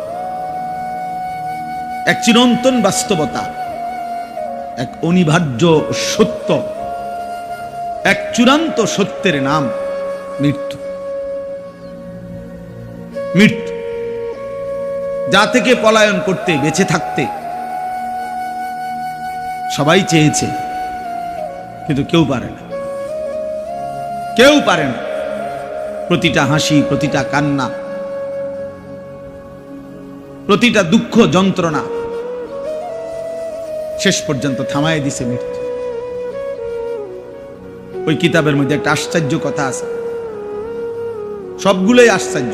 ওই কিতাবে একজন বিশ্ববিখ্যাত ইসলামের ইতিহাসের খলিফা ছিলেন ওমর ইবনে আব্দুল আজিজ রাহমাতুল্লাহ আলাইহি, জগৎ বিখ্যাত ইসলামের ইতিহাসে আল্লাহ নবী সাল্লাল্লাহু আলাইহি সাল্লামের 4 খলিফা আবু বকর, ওমর, উসমান, আলী রিদওয়ানুল্লাহ আলাইহিম আজমাইনের পরে, 4 খলিফার পরে পৃথিবীতে সবচেয়ে বেশি সফল, মুত্তাকি, জনপ্রিয়, পরিচিত, আল্লাহ ভীরু যেই খলিফা ছিলেন, মুসলিম বাদশাহ, উনি হলেন এই ওমর ইবনে আব্দুল আজিজ। ওনাকে ইসলামের 5ম খলিফা বলা হয়। এলেমে, আমলে, তাকওয়ায়, ফরহেজগারিতে, সর্বগুণে উনি ছিলেন একজন অনন্য, হিম্মতে, সাহসে, সব দিকে ওনার জীবনী অনেক সুন্দর। ওনার রাত দিন, খেলাফতের পূর্বে যখন খলিফা ছিলেন তখন সব সময় উনি শতভাগ তাকওয়ার উপরে ছিলেন, আল্লাহ ভীতির উপরে ছিলেন। তো ওই কিতাবে লিখছে, উনি মাঝে মাঝে কবরস্থানে যাইতেন, আর কবরের দিকে তাকাইয়া তো মৃত্যুকে স্মরণ করতেন, আর বলতেন, ইয়া মাউতু, শুনেন মনোযোগ দিয়ে, উনি বলতেন, ইয়া মাউতু মাযা ফাআলতা বিল আহিব্বা, হে মৃত্যু, হায় তুমি আমার আপনজনদের সাথে কি করলা। মাযা ফাআলতা বিল আহিব্বা, আমার ভালোবাসার প্রিয় মানুষগুলোর সাথে কি করলা তুমি। সবগুলো মানুষকে আমার থেকে নিয়ে গেলাম। আইনাল আহবাব, আমার বন্ধুরা কোথায়, আমার সাথীরা কোথায়। এই নিজে নিজে বলতেন, আমার ভালোবাসার মানুষগুলো কই। আমার আব্বা আমারে, আমার মনে আছে, হোটেলে বৈশা চামচ দিয়া দিয়ে ওই বুরিন্দা যে ছোট ছোট এগুলো খাওয়াইছে। কি পরিমাণ ভালোবাসতেন আমার বাপ। তো আমার আব্বা এখন কবরে।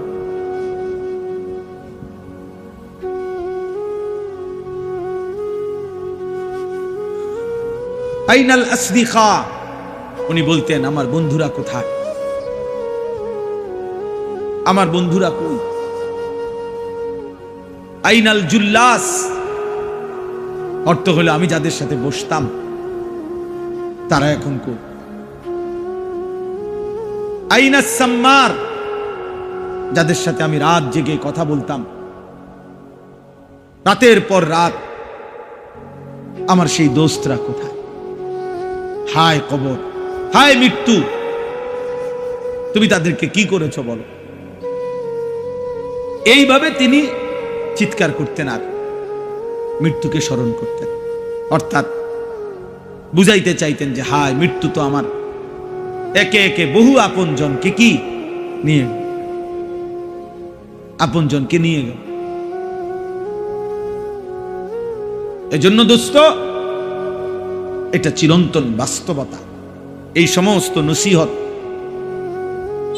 এই ওয়াজ, এই উপদেশ, এই মাহফিল, শত শত হাজার হাজার ওলামায়ে কেরামের এই সমস্ত কথাবার্তা, চোখের পানি, আল্লাহ ওলিদের, প্রিয় বান্দাদের, সবকিছুর মূলে মৃত্যুর প্রস্তুতি, আখিরাতের প্রস্তুতি, মৃত্যু পরবর্তী জিন্দেগির প্রস্তুতি।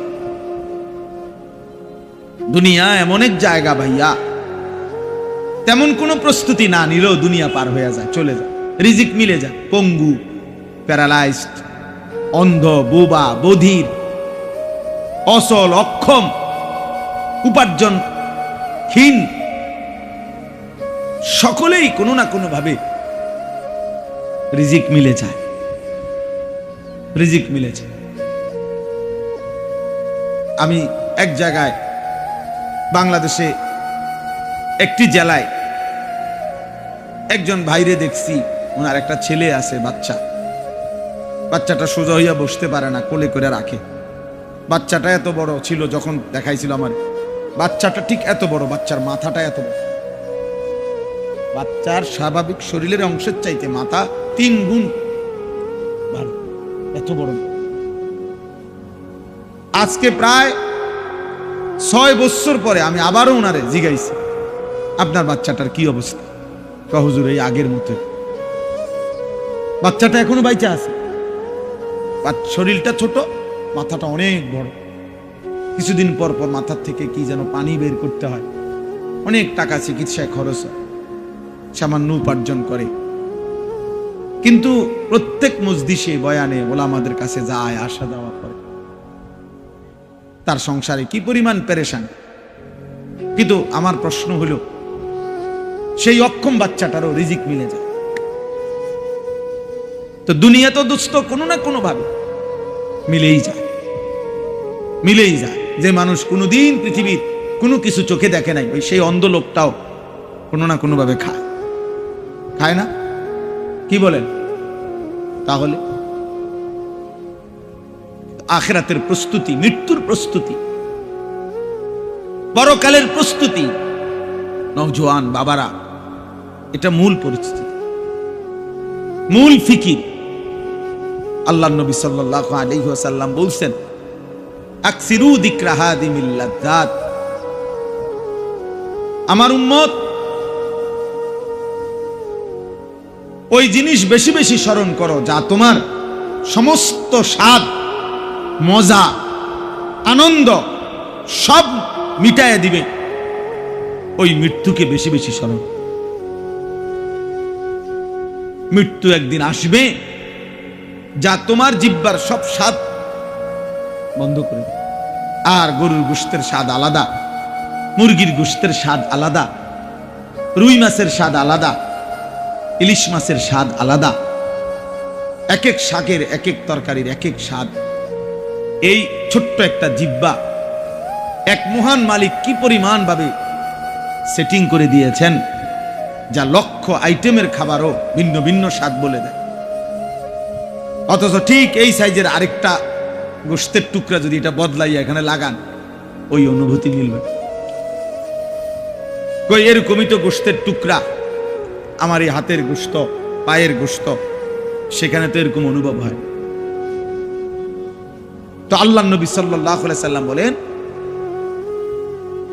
সব স্বাদ, সব আনন্দ, সব মজা একদিন মিটিয়ে দেবে, নিশ্চিহ্ন করে দেবে, স্তব্ধ করে দিবে যেই জিনিস, তার নাম মৃত্যু।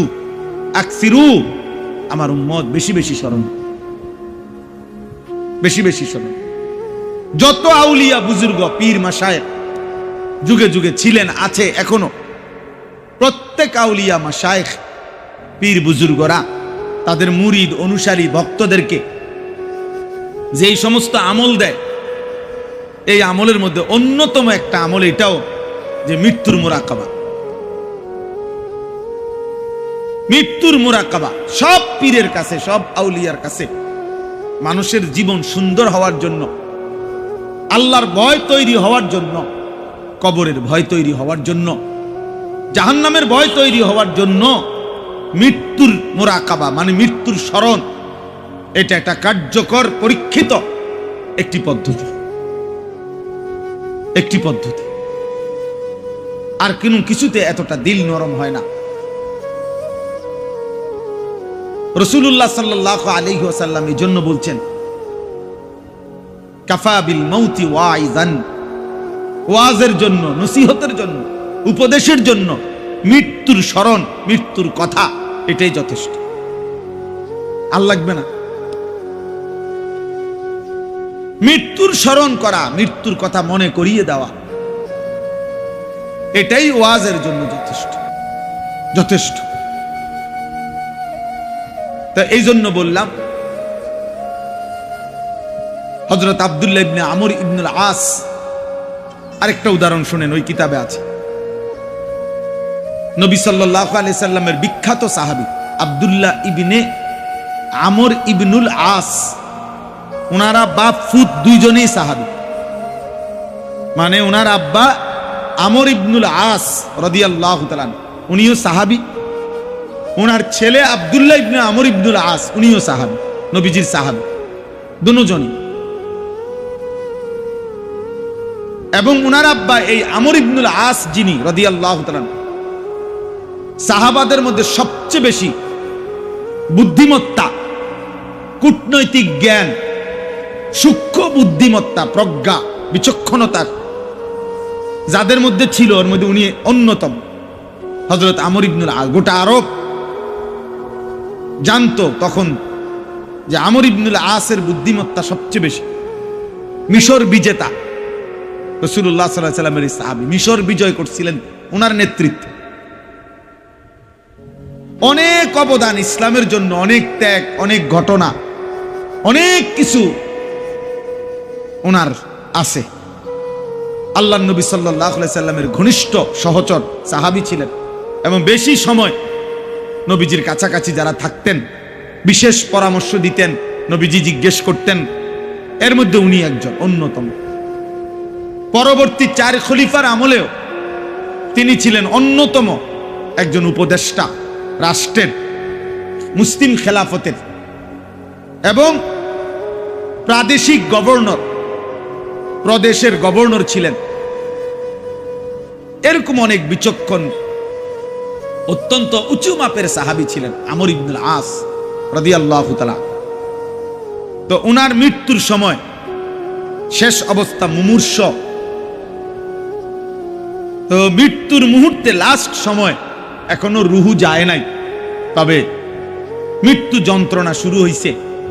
লাস্ট টাইম ওনার ছেলে, এই কিতাবে আছে, ওনার ছেলে, ওই যে উনিও তো সাহাবী বললাম, আব্দুল্লাহ ইবনে আমর ইবনুল আস, উনি বলতেছিলেন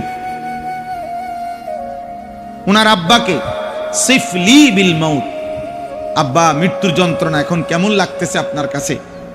আপনার এই শেষ হালাতটা আমার শেষবারের মতো বলে যান। আচ্ছা, এনে কিতা, এনে শুরুটা কিনল মহিউদ্দিন ভাই, ওই বেটা তোমাকে মাদ্রাসার ছাত্র কই, তাহলে বেলিম কই, এ কদ্দুর জায়গার মধ্যে এত কাবজাব কেন আমি বুঝলাম না।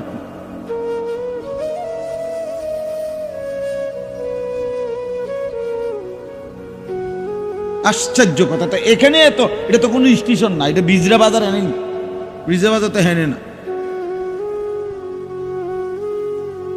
হযরত আব্দুল্লাহ ইবনে আমর ইবনুল আস বলতেছেন, আব্বা এই শেষ মুহূর্তে মৃত্যুর অবস্থা, যন্ত্রণা, সাকারাতুল মউত, আরবিতে কোরআনের ভাষায় মৃত্যু যন্ত্রণাকে বলে সাকরাতুল মউত।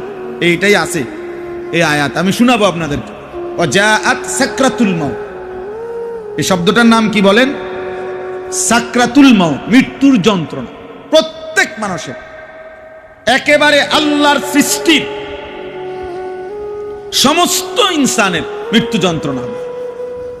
একেবারে তিনি যদি সর্বশ্রেষ্ঠ আউলিয়া হয়, সাইয়্যিদুল আউলিয়া, সাকরাতুল মউত উনারও হবে। আবার সবচেয়ে বড় পাপী উনারও।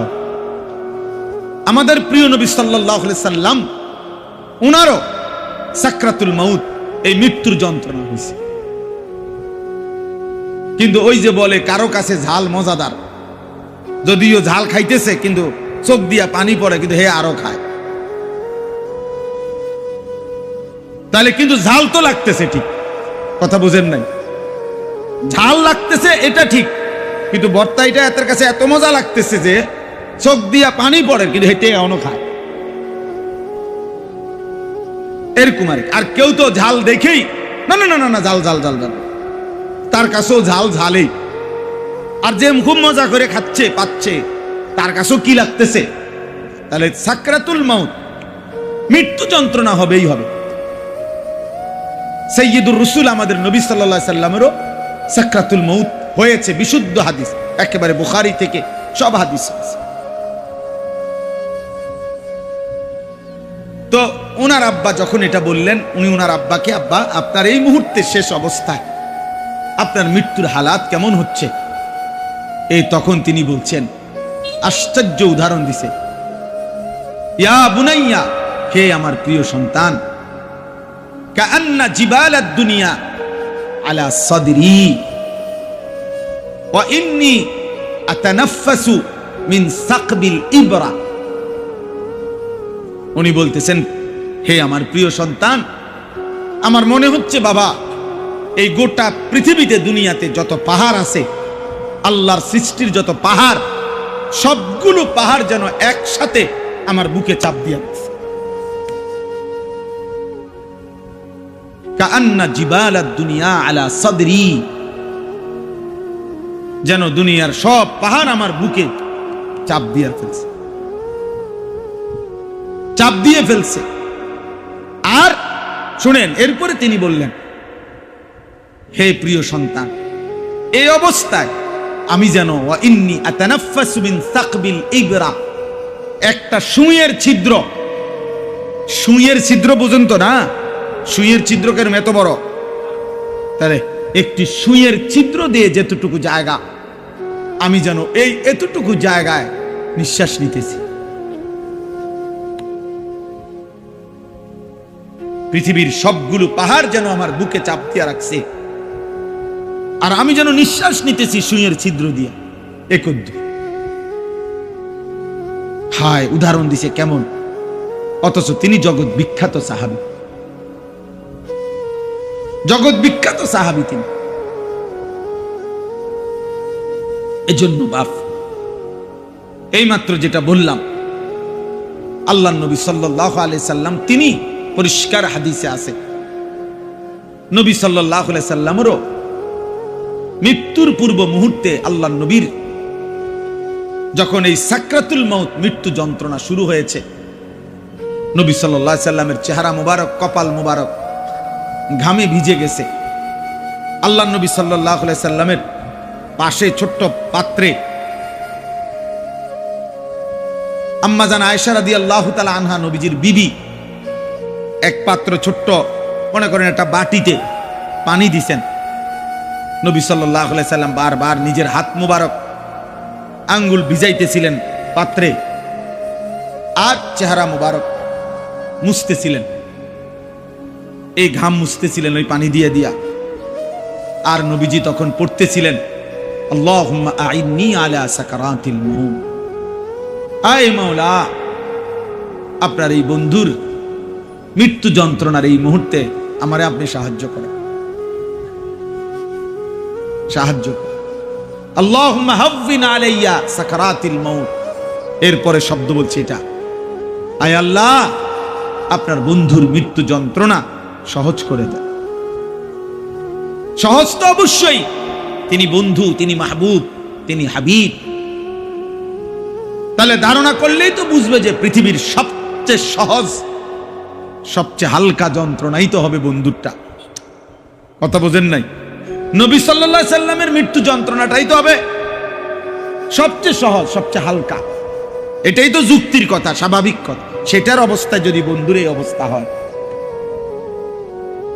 এরপরে হাদিসে আছে, এরপরে শব্দ, নবীজি বলতেছিলেন, লা ইলাহা ইল্লাল্লাহ ইন্না লিল মাউতি সাকারাত। আল্লাহ আপনি ছাড়া আর কোনো ইলাহ নাই, হায় মৃত্যুর যন্ত্রণা বড় কঠিন। নবীজি বলেন, ইন্না লিল মাউতি সাকারাত, মৃত্যু যন্ত্রণা বড় কঠিন, বড় কঠিন। এই জন্য দেখেন, খুদ রাসূল সাল্লাল্লাহু আলাইহি ওয়াসাল্লাম, সরদারে দু আলম নবী সাল্লাল্লাহু আলাইহি সাল্লাম, বন্ধু আমার, তিনি পর্যন্ত উম্মতকে শিখাবার জন্য মৃত্যু যন্ত্রণার এই হালাতটা তুলে ধরছেন, যেন উম্মত শিখতে পারে, উম্মত যেন বুঝে যে হায় আমার রাসূল যদি এরকম আচরণ করে থাকেন, বলে থাকেন, আমার কি হবে, আমার কি হবে, আপনার কি হবে। 30 বছর ধরে যে কোনো দিন সুদের ব্যবসা ছাড়ে নাই, হায় তার কি হবে।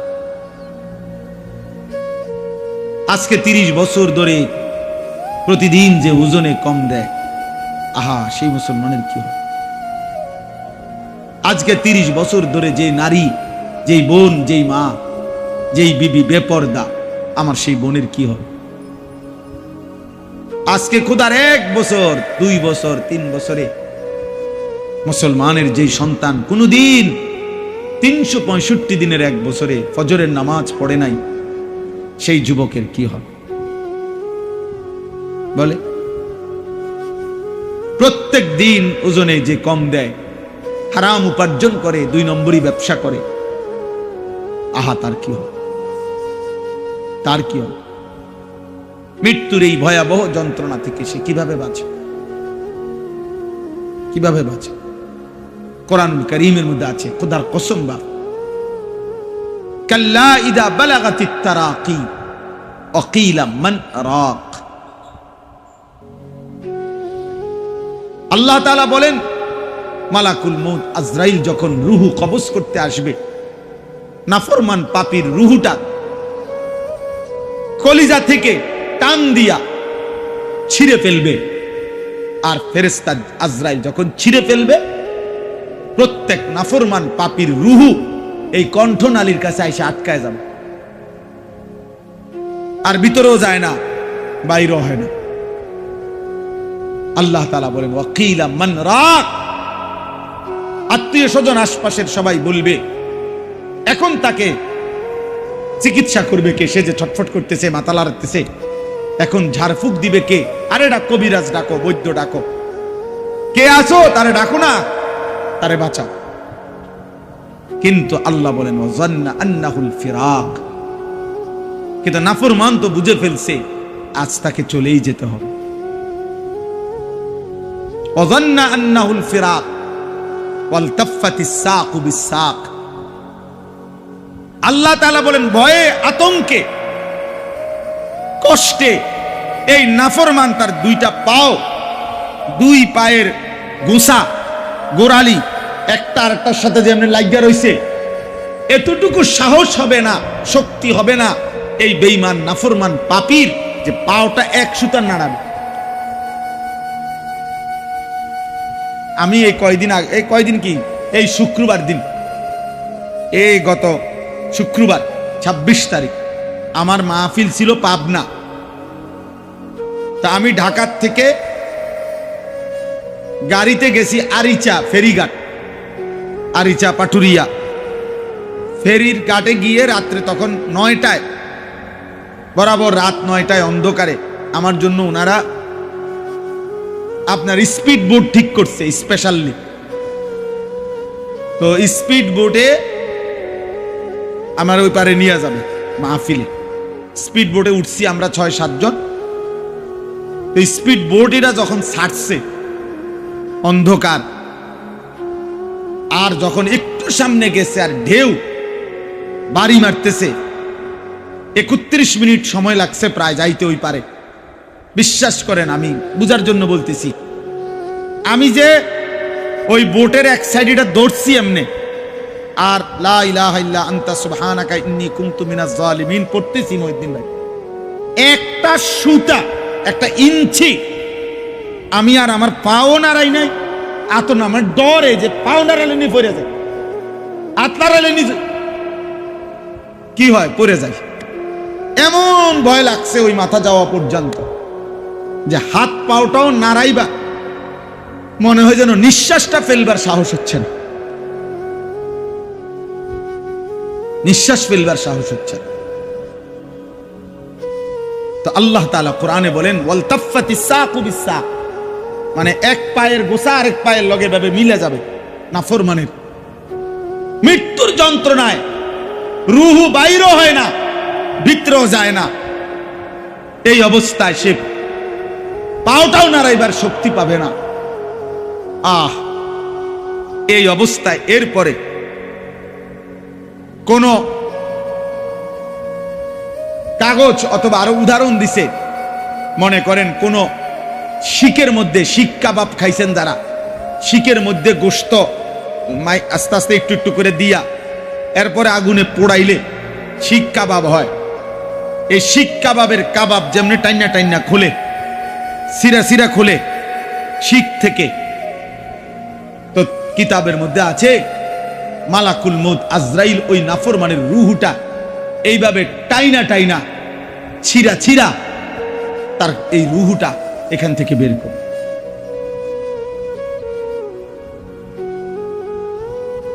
এখান থেকে বের করে কি হবে সেদিন আমার, কি হবে বেনামাজি ছেলে তোমার।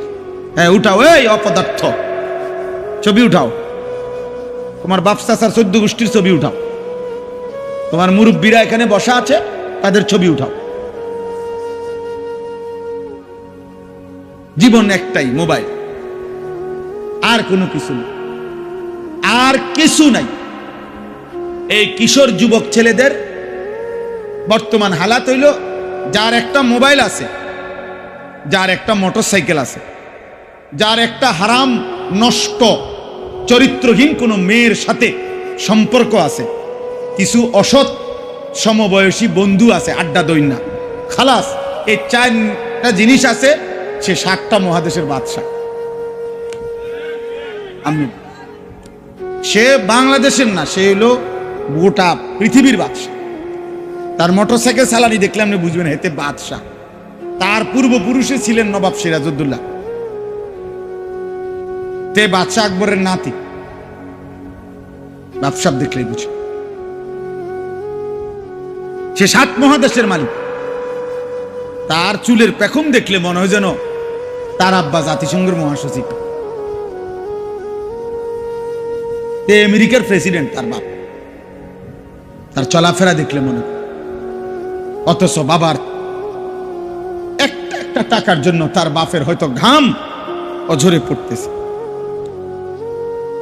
অঝরে পড়তেছে। আমি নিজ চোখে দেখছি একদিন, এই কয়দিন আগে, সিমেন্টের বস্তা নামাইতেছে। আমার এই স্মৃতিটা কতবার যে আমার মনে হয়েছে, এটা একটা লোকরে দেখলাম ট্রাকের থেকে সিমেন্টের বস্তা নামাইয়া থুইতে আছে গোডাউনে। আমি অনেকক্ষণ তাকাইয়াছিলাম। বিশ্বাস করেন লোকটা একটা একটা বস্তা সিমেন্ট কাঁধে নেয়, পিঠটা এরকম বাঁকা হয়ে যাইতেছে, আর এটা যখন রাখে ছোট্ট একটা গামছা দিয়া বারবার এই ঘামগুলো মুছতেছে। কি পরিমাণ ঘাম তার শরীর, চেহারা, কপাল, গেঞ্জিটা, লুঙ্গিটা মনে যেন পানিতে ভাইসা গেছে, ভিজা গেছে। এইভাবে একটা একটা বস্তা সিমেন্ট। তো মনে করেন 1 বস্তা সিমেন্ট ওইখানে রাখলে সর্বোচ্চ 60 টাকা, 5 টাকা, কোথাও 10 টাকা সর্বোচ্চ। আমি খবর নিছি 10 টাকার বেশি নাই, 60 টাকা অ্যাভেলেবেল, 5-7 টাকা। মানে এক এক বস্তায় ওই ওরে দেয় আর লেবার যে মিয়া গোডাউনে ফেলা রাখে নিয়া। এই বেচারা যদি 50টা বস্তা সিমেন্টের বস্তা রাখে, চিন্তা করে দেখেন তো, তাকে 50 বার কোমরটা বাঁকা করতে হয় নাই? কথা বলেন না? 50 কেজি বস্তা নিতে সম্ভব এমনে? 50টা বার তাকে কোমরটা বাঁকা করতে হয়েছে। মহিউদ্দিন ভাই, এনে কি কোনো দোকান বসছেন?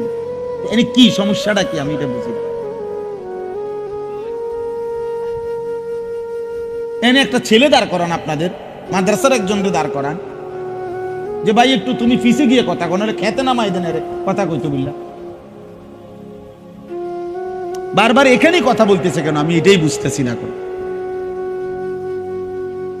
তাইলে বলেন, মানে একটা হিসাব বললাম আরই, 50 বস্তা সিমেন্টের বস্তা যদি লোকটা নামায়, এক একটা বস্তা 50 কেজির, বারবার তার কোমরটা বাঁকা হইছে, কি পরিমাণ ঘাম তার শরীর থেকে বাইয়া পড়ছে, বিনিময়ে 500 টাকা 10 টাকা করে ধরলে সেখান থেকে বেচারা হয়তো 500 টাকার একটা নোট দিছে তারে, এটা বাঙ্গাইয়া 200 টাকা হয়তো আপন ছেলের হাতে তুলে দিছে বাপ, তার হয়তো খরচ। এই 200 টাকার মধ্যে এই বাবার কি পরিমাণ ঘাম মিশে আছে। কিন্তু নাফরমান সন্তান নামের এই জানোয়ার এই 200 টাকা মোবাইলে ঢুকাইয়া সারা রাত উলঙ্গ ছবি দেখতেছে। এটা মানুষের বাচ্চা? এটা মানুষ না জানোয়ার? আপনার কি মনে হয়? বলেন না কেন? এটা মানুষ না জানোয়ার? এই একটি টাকার পিছনে তোর বাবার কি পরিমাণ ঘাম ঝরছে। তুই কামটা করলি কি? তুই কামটা করলি কি? তুমি মহিলা, তুমি জানো না তোমার স্বামী আজকে 12 বছর বিদেশে, একটা টাকা একটা রিয়াল জমাইবার জন্য তাকে কি পরিমাণ ঘাম জড়াইতেছে। এমন কষ্টের জমানো বিদেশের টাকা বেচারা বুকে বাইন্দা বাড়িতে পাঠাইছে। তুই বেডি বাজারে ঘুরা বেপরদা, তুমি বাজারে ঘুরা এই টাকা অনাদরে হিসাব ছাড়া স্বামীর এই কষ্টের টাকাগুলি শেষ করে দিতেছে। আহা, হাই মহিলা, কি করল? নিজের আখেরাতটাও বরবাদ করলা, স্বামীর এই কষ্টের টাকাটাও নষ্ট করল। মাল এটার দাম হইতো না 30 টাকা, বুড়ির একটা আইস দিছে, আইস দিয়ে কইছে আপা যে কোনো কারো কাছে 450 টাকা বেশি, সবাই দ্বারে দাম কইয়া কি আর লাভ আসেনি? ইতান সবাই কইয়া কি আর বুঝবনি? আমনে যেহেতু বুঝের মানুষ, আমনে 50 টাকা ছাড়, 400 টাকা এই আফার লেগে চান, আফার লেগে চানে চার দাম হইলো 5 টাকা, আপনারে ধরাই দিছে 350 টাকা। মালের দাম হইতো না 30 টাকা। ব্যাগ কোলাফায় ঠিকই চা খাইয়া বেড়ার লগে কথা টথা বলে সুন্দর মাল নিয়ে আস,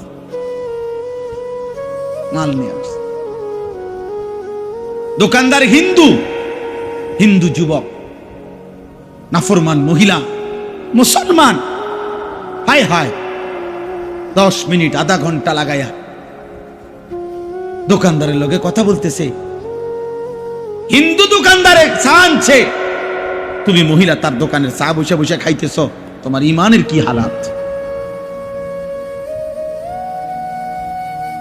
তোমার কোনো আখিরাত নাই বোন, তোমার কোনো কবর নাই, তোমার কোনো মৃত্যু নাই, এটাই শেষ কথা তোমার। তুমি আর কোনোদিন মরবা না। এই যৌবন, এই রূপ, এই শরীর, এটা নিয়েই তো তুমি অনন্তকাল থাকবা না? এই জন্য ছেলেরা তোম করে বললাম, বাবা একটা ছেলে হলো মনে রাখো, বাবা তোমার বাবার 1 ফোঁটা ঘামের দাম দিতে হবে। তোমার বাবার কষ্টের উপার্জনের এক ফোঁটা ঘামের মূল্য তুমি আল্লাহর কাছে হিসাব দিতে হবে। তুমি কেন অনাদরে অবহেলায় নষ্ট করো? আল্লাহর দেওয়া প্রতি মিনিটের হিসাব দিতে হবে, প্রতি সেকেন্ডের হিসাব দিতে হবে, প্রতি শব্দের হিসাব দিতে হবে, প্রতি ঘন্টার হিসাব দিতে হবে। 1 সেকেন্ড আমরা আল্লাহর আড়াল করার সুযোগ আমাদের আছে তো? কথা বলে না কেন?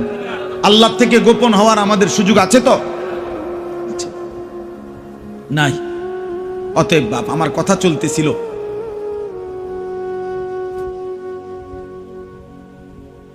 মৃত্যুর কথা বলিয়া, মৃত্যুর স্মরণ, মৃত্যুর যন্ত্রণা, সাকরাতুল মাউত, এটা বড় বেশি ভয়ানক। আর এটা যদি এমন হইতো যে ভাই আমার লোক আছে, আমার অসুবিধা হইতো না, আমি সরকারি দলের লগে আমার সম্পর্ক, হ্যাঁ আমার ক্ষমতা আছে, আমার টাকা আছে, আমি বাঁচার ব্যবস্থা আছে, এমন ব্যবস্থা কারো কাছে আছে?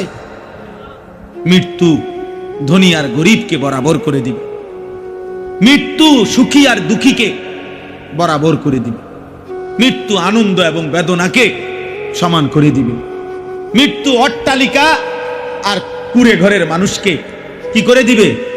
সমান সমান করে দিবে, সমান করে দিবে, সমান করে দিবে। ওই কিতাবে লিখছে যে ওমর ইবনে আব্দুল আজিজ যখন বলছে, হায় আমার বন্ধুদেরকে কি করেছ, আমার দোস্তদেরকে কি করেছ, আমি যাদের সাথে রাতের পর রাত গল্প করতাম, আমার সেই বন্ধুদেরকে তুমি কই নিছ হে মৃত্যু। তো লিখছে মৃত্যু যেন ওনাকে বলতেছে ফিরাইয়া, কবর যেন ওনাকে ফিরাইয়া বলতেছে, ওমর ইবনে আব্দুল আজিজ শোনো, আমি তোমার বন্ধুর চোখ তার শরীর থেকে খুলে ফেলছি, আমি তার হাতের কোনই তার দেহ থেকে আলাদা করে ফেলছি, আমি তার পাও তার শরীর থেকে আলাদা করে ফেলছি, আমি তার গোশত তার হাড্ডি থেকে আলাদা করে ফেলছি, আমি তার দেহকে রেজা রেজা করে এই মাটির সাথে মিশাই। যদি কারো দিল থাকে তো সে বুঝবে কবর তাকে এটাই বলে, যে বন্ধুকে কবরে রাইখা 6 মাস পরে 9 মাস পরে আইসো একদিন, দেখবা তোমার বন্ধুর কোনো চিহ্ন নাই, তোমার আপন জনের কোনো চিহ্ন নাই, তোমার স্বজনের কোনো চিহ্ন নাই, আমি সব রেজা রেজা করে দিছি, সব ছিন্ন ভিন্ন করে দিছি। অতএব ভাই আমার, বন্ধু আমার, দোস্ত আমার, আজকে আমার এটাই কথা, মৌতের স্মরণ করেন, চারিদিকের মৃত্যু দেখেন, প্রতিদিন মানুষের জানাজা, কবরস্থান, লাশ, মৃত্যু দেখেন। আর যদি এই মৃত্যু দেখে, জানাজা দেখে, কবরস্থান দেখেও এই ছেলে এই বেরো বেটা থেকে, বেটা বাইরে, বেটা ফালতু কোথাকার। তুমি বলো না ভাই, আপনারা দেখেন না ওরে, ও কেন মোবাইল খুললো আবার এতবার বলার পরে? আমি ছেড়ে দেব না, আমার সাফ কথা, আমি ছেড়ে দেওয়ার মানুষ না। প্রিয় সন্তান আমার, একটা ছেলে হলেও তোমারে বললাম ভাই, আগামী দিনের ইসলামের জন্য তুমি না ফিরলে আল্লাহর দ্বীনের জন্য লড়বে কে বাপ?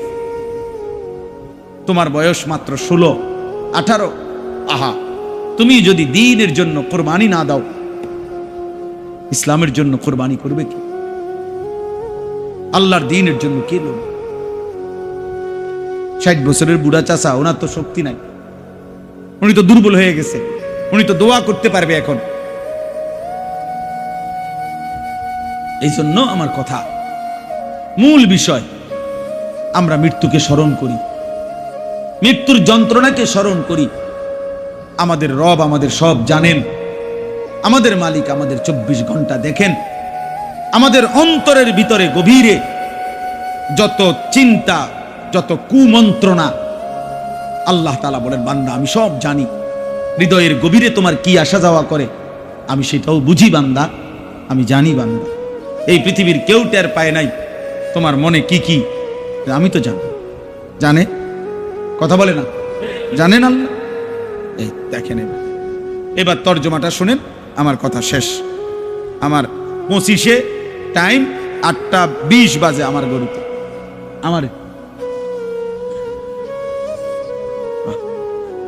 আমার জি দেখেন, এবার তর্জমাটা শুধু শোনেন। আমরা যেহেতু এখানেই নামাজ পড়বো, 5 মিনিট দেরি হইলে কোনো অসুবিধা নাই, ঠিক না বলেন? নামাজ আমরা যারা পড়বো তাদের আর 10 মিনিট দেরি হলে অসুবিধা আছে? আর যারা নামাজ পড়বে না, যারা, তো তার আর আগে হইলে কি আর পরে হইলে কি, তো নামাজই পড়তাম, বুঝেন না? তার তো কোনো টেনশনে নাই, বেচারার তো কোনো অসুবিধা নেই, হয়তো সবচেয়ে ভালো লোক, কারণ পেরেশান মুক্ত, কারণ সে তো অপদার্থই, বেনামাজি। তার আর রাত কি আর দিন কি, তার মুতলেই কি আর না মুতলেই কি। বুঝেন না কথাটা? হ্যাঁ,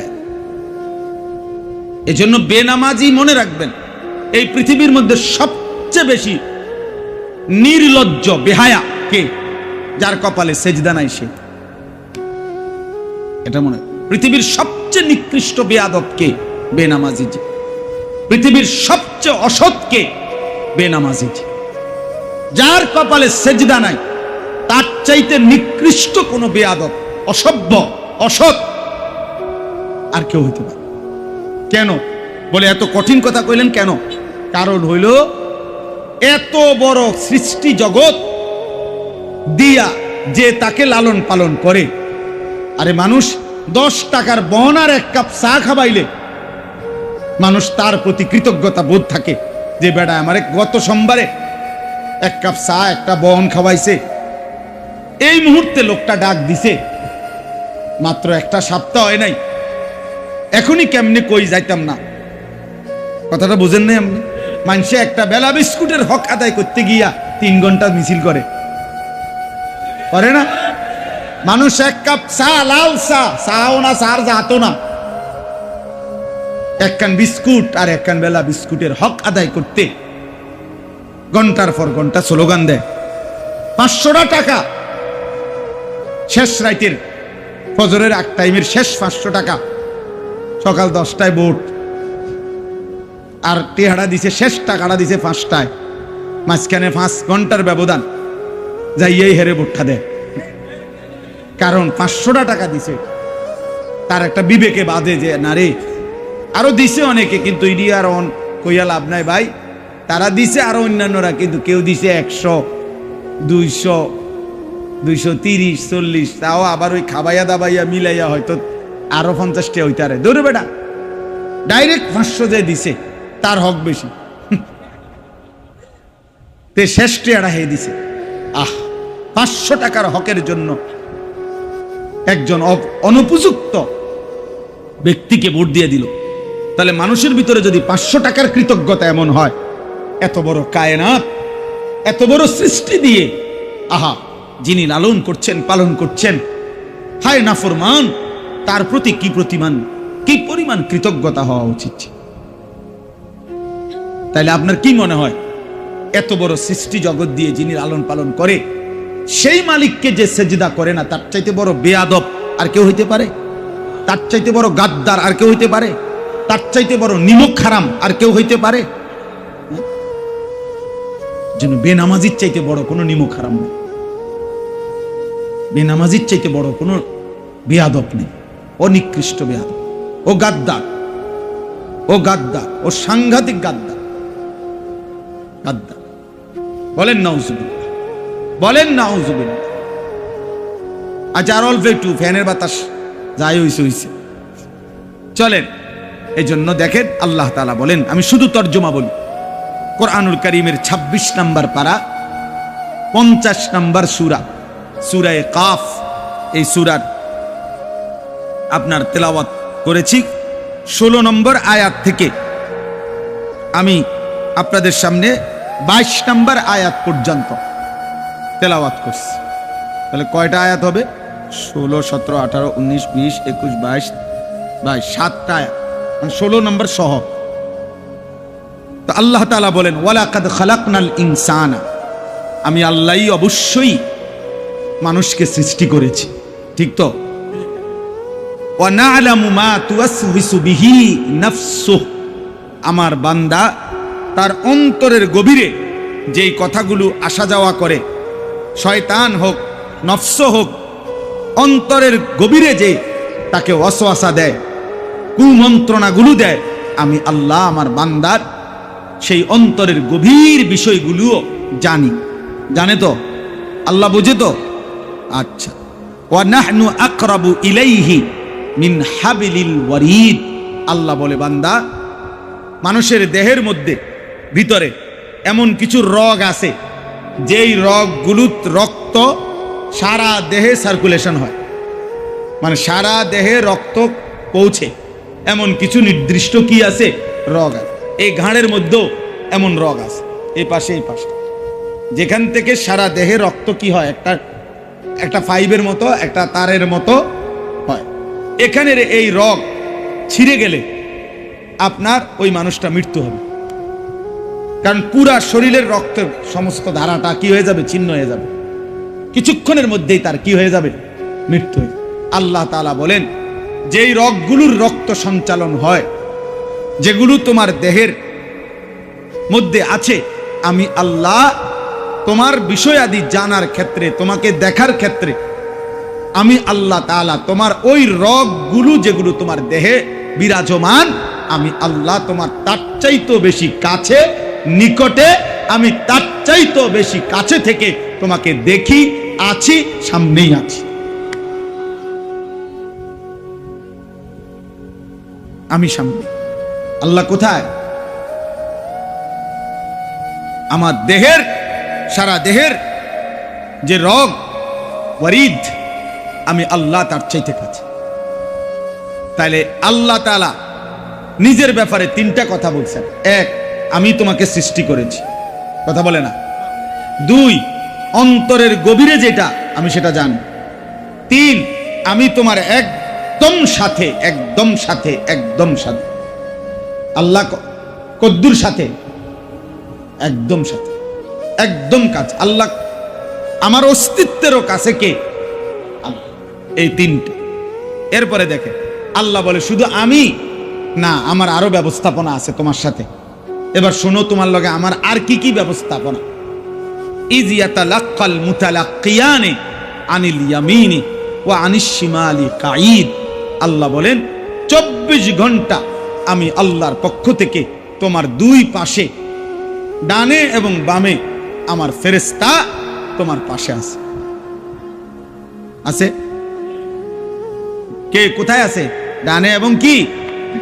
এই দুই ফেরেশতা তোমার জিন্দেগীর সব কিছু লিখতেছে, সংরক্ষণ করতেছে।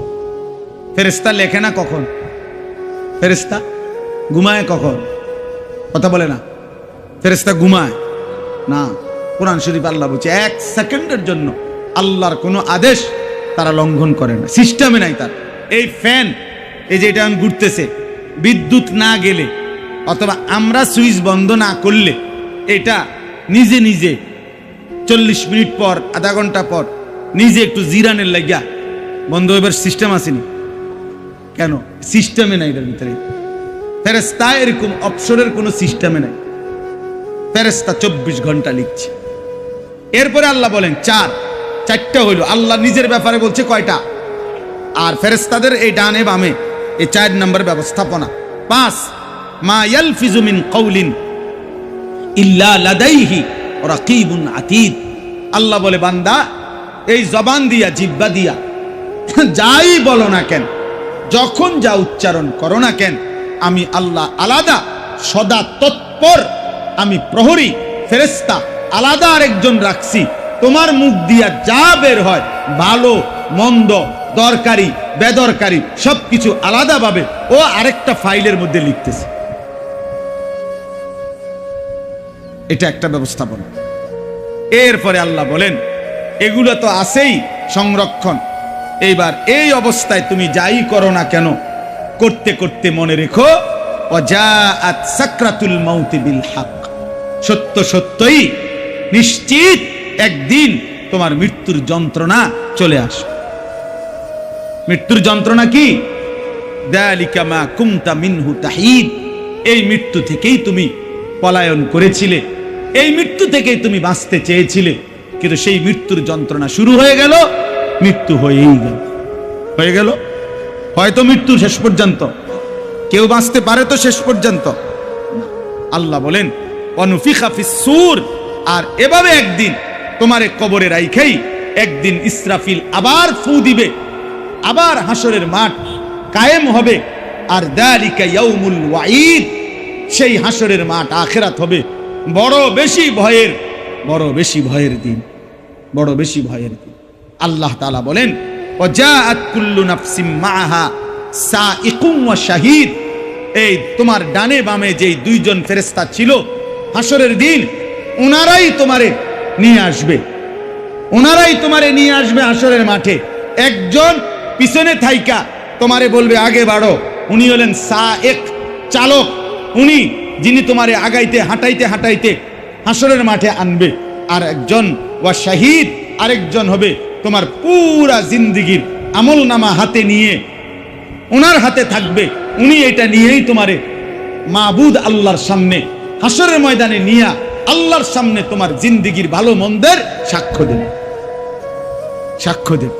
আল্লাহ বলেন, লাকাদ কুনতা ফি গাফলাতিম মিন হাদা, আমার বান্দা এই মৃত্যু থেকেই তুমি, এই আখিরাত থেকেই তুমি বড় বেশি গাফিল ছিলে, অমনোযোগী ছিলে, অমনোযোগী ছিলে।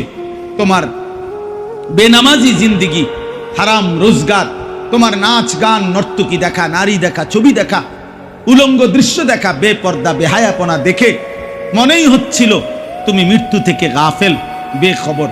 আল্লাহ বলেন, আজকে ফাকাশাফনা আনকা গিতাআকা ফাবাসারুকাল ইয়াউমা হাদীদ, আজকে আমি আল্লাহ দুনিয়ার এই চক্ষু তোমার বন্ধ করে দিলাম, ঢেকে দিলাম। এবার ফাবাসারুকাল ইয়াউমা হাদীদ, এবার মনে রেখো চোখ বন্ধ হয়ে গেছে, আর কিছু দেখবা না মৃত্যু হওয়াতে। না না, দুনিয়ায় তুমি ঘুমের টাইমে হয়তো অথবা চলার পথে হয়তো চোখ বন্ধ করলে আর কিছু দেখো না। আল্লাহ তাআলা বলে, না বান্দা, মৃত্যু নামের যখন আসবে তখন যে এই চোখটা বন্ধ হবে, এই চোখটা বন্ধ হইলে কবর থেকে নিয়ে একেবারে আখিরাত পর্যন্ত তুমি আগের চাইতে লক্ষ কোটি গুণ স্পষ্ট, সূক্ষ্মভাবে, পরিপূর্ণভাবে ওইটা পুরা দেখতে পাবে। অর্থাৎ মূলত চোখ বন্ধ হয় নাই, চোখ খুলে গেছে। মূলত চোখ কি হয় নাই, মূলত দুনিয়ার এই অংশ থেকে আল্লাহ তোমার চোখ বন্ধ করায় দিছে, ওই অংশ খুলে দিছে। এই জন্য মানুষ, হাদিসে আছে, নেককার হইলে কবরের থেকেই সচক্ষে জান্নাত দেখবে, নাফরমান হইলে কবর থেকেই সচক্ষে সে জাহান্নাম দেখবে। তো জাহান্নাম আর জান্নাত তার কবরের ভিতরে, কথা বলেন না কেন? তাহলে যত দূরেই হোক তার এই চোখ দেখবে, যত দূরেই হোক তার এই চোখ দেখবে। এই জন্য আমার কথা শেষ, আমার বাপ, আমার ভাই, আমার বন্ধু, দয়া করে ফিরতে শিখেন। কষ্ট দিলাম অনেকক্ষণ, আপনাদের কাছে অনুরোধ, উঠেন না কেউ, আমার আর একটু কথা আছে। জি, জরুরত থাকলে যান, অসুবিধা নেই। তো দেখেন, আমাদের প্রত্যেকের কাছে আমার কথা এটাই, মৃত্যু আমাদের নিশ্চিত, কবরের যন্ত্রণা আমাদের নিশ্চিত, মৃত্যুর যন্ত্রণা আমাদের নিশ্চিত। অতএব দুনিয়া ভালো থাকি আর মন্দ থাকি, সুখে থাকি আর জুলুম করা হোক, কাফের বেঈমান আমগরে মাইরাই ফেলুক মনে করেন, তারপরেও তো একটা কথা থাইকা যায়, যদি আখিরাত বাইচা যায়, যদি কবরে বাইচা যায়, তাহলে তো সফল। কথা বোঝেন নাই আমার? হয়তো দুনিয়া সুখ পাইলাম না, হয়তো দুনিয়া নিরাপত্তা পাইলাম না, কিন্তু আখিরাত তো যদি বেঁচে যাই, ভালো না এটা? এই কথাটাই আজকে আপনাদের কাছে বললাম। একজনও যদি বুঝে থাকেন কবর, হাসর, আখিরাত, পরকাল ভুলে যাওয়া কোনো মুসলমান মুমিনের জন্য উচিত না। পৃথিবীর সব কাফের ভুলে যাক, আমরা ভুলবো না, বলেন ইনশাআল্লাহ। অতএব কবরের ভয়ে, আখিরাতের ভয়ে, মৃত্যুর ভয়ে আমাদের নামাজ পড়া উচিত, আমাদের চরিত্র ভালো রাখা উচিত, আমাদের হালাল উপার্জন করা উচিত, আমাদেরকে দ্বীনের সাথে থাকা উচিত। আল্লাহ আমাদেরকে তৌফিক দান করেন। আমার প্রিয় ভাই মাওলানা মহিউদ্দিন, আর 2 মিনিট আমার কথা। এই মাদ্রাসাটা তারাপুর মাদ্রাসা ইসলামিয়া দারুল উলুম মাওলানা মহিউদ্দিন আমাদের অনেক বেশি আদরের, অনেক বেশি মহব্বতের। আমার শায়েখ আরিফ বিল্লাহ হাকিমুন নফস আল্লামা মুফতি মুশতাকুন নবী কাসিমি হযরত দামাত বারাকাতুহুমের অনেক বেশি প্রিয় মানুষ হলো এই মাওলানা মহিউদ্দিন, যে এই মাদ্রাসার মুহতামিম। আলহামদুলিল্লাহ, আমাদের শায়েখ তাকে অনেক বেশি ভালোবাসে, আমরাও অনেক বেশি মহব্বত করি। যে কোনো সময় দিকদা চলার পথে যখনই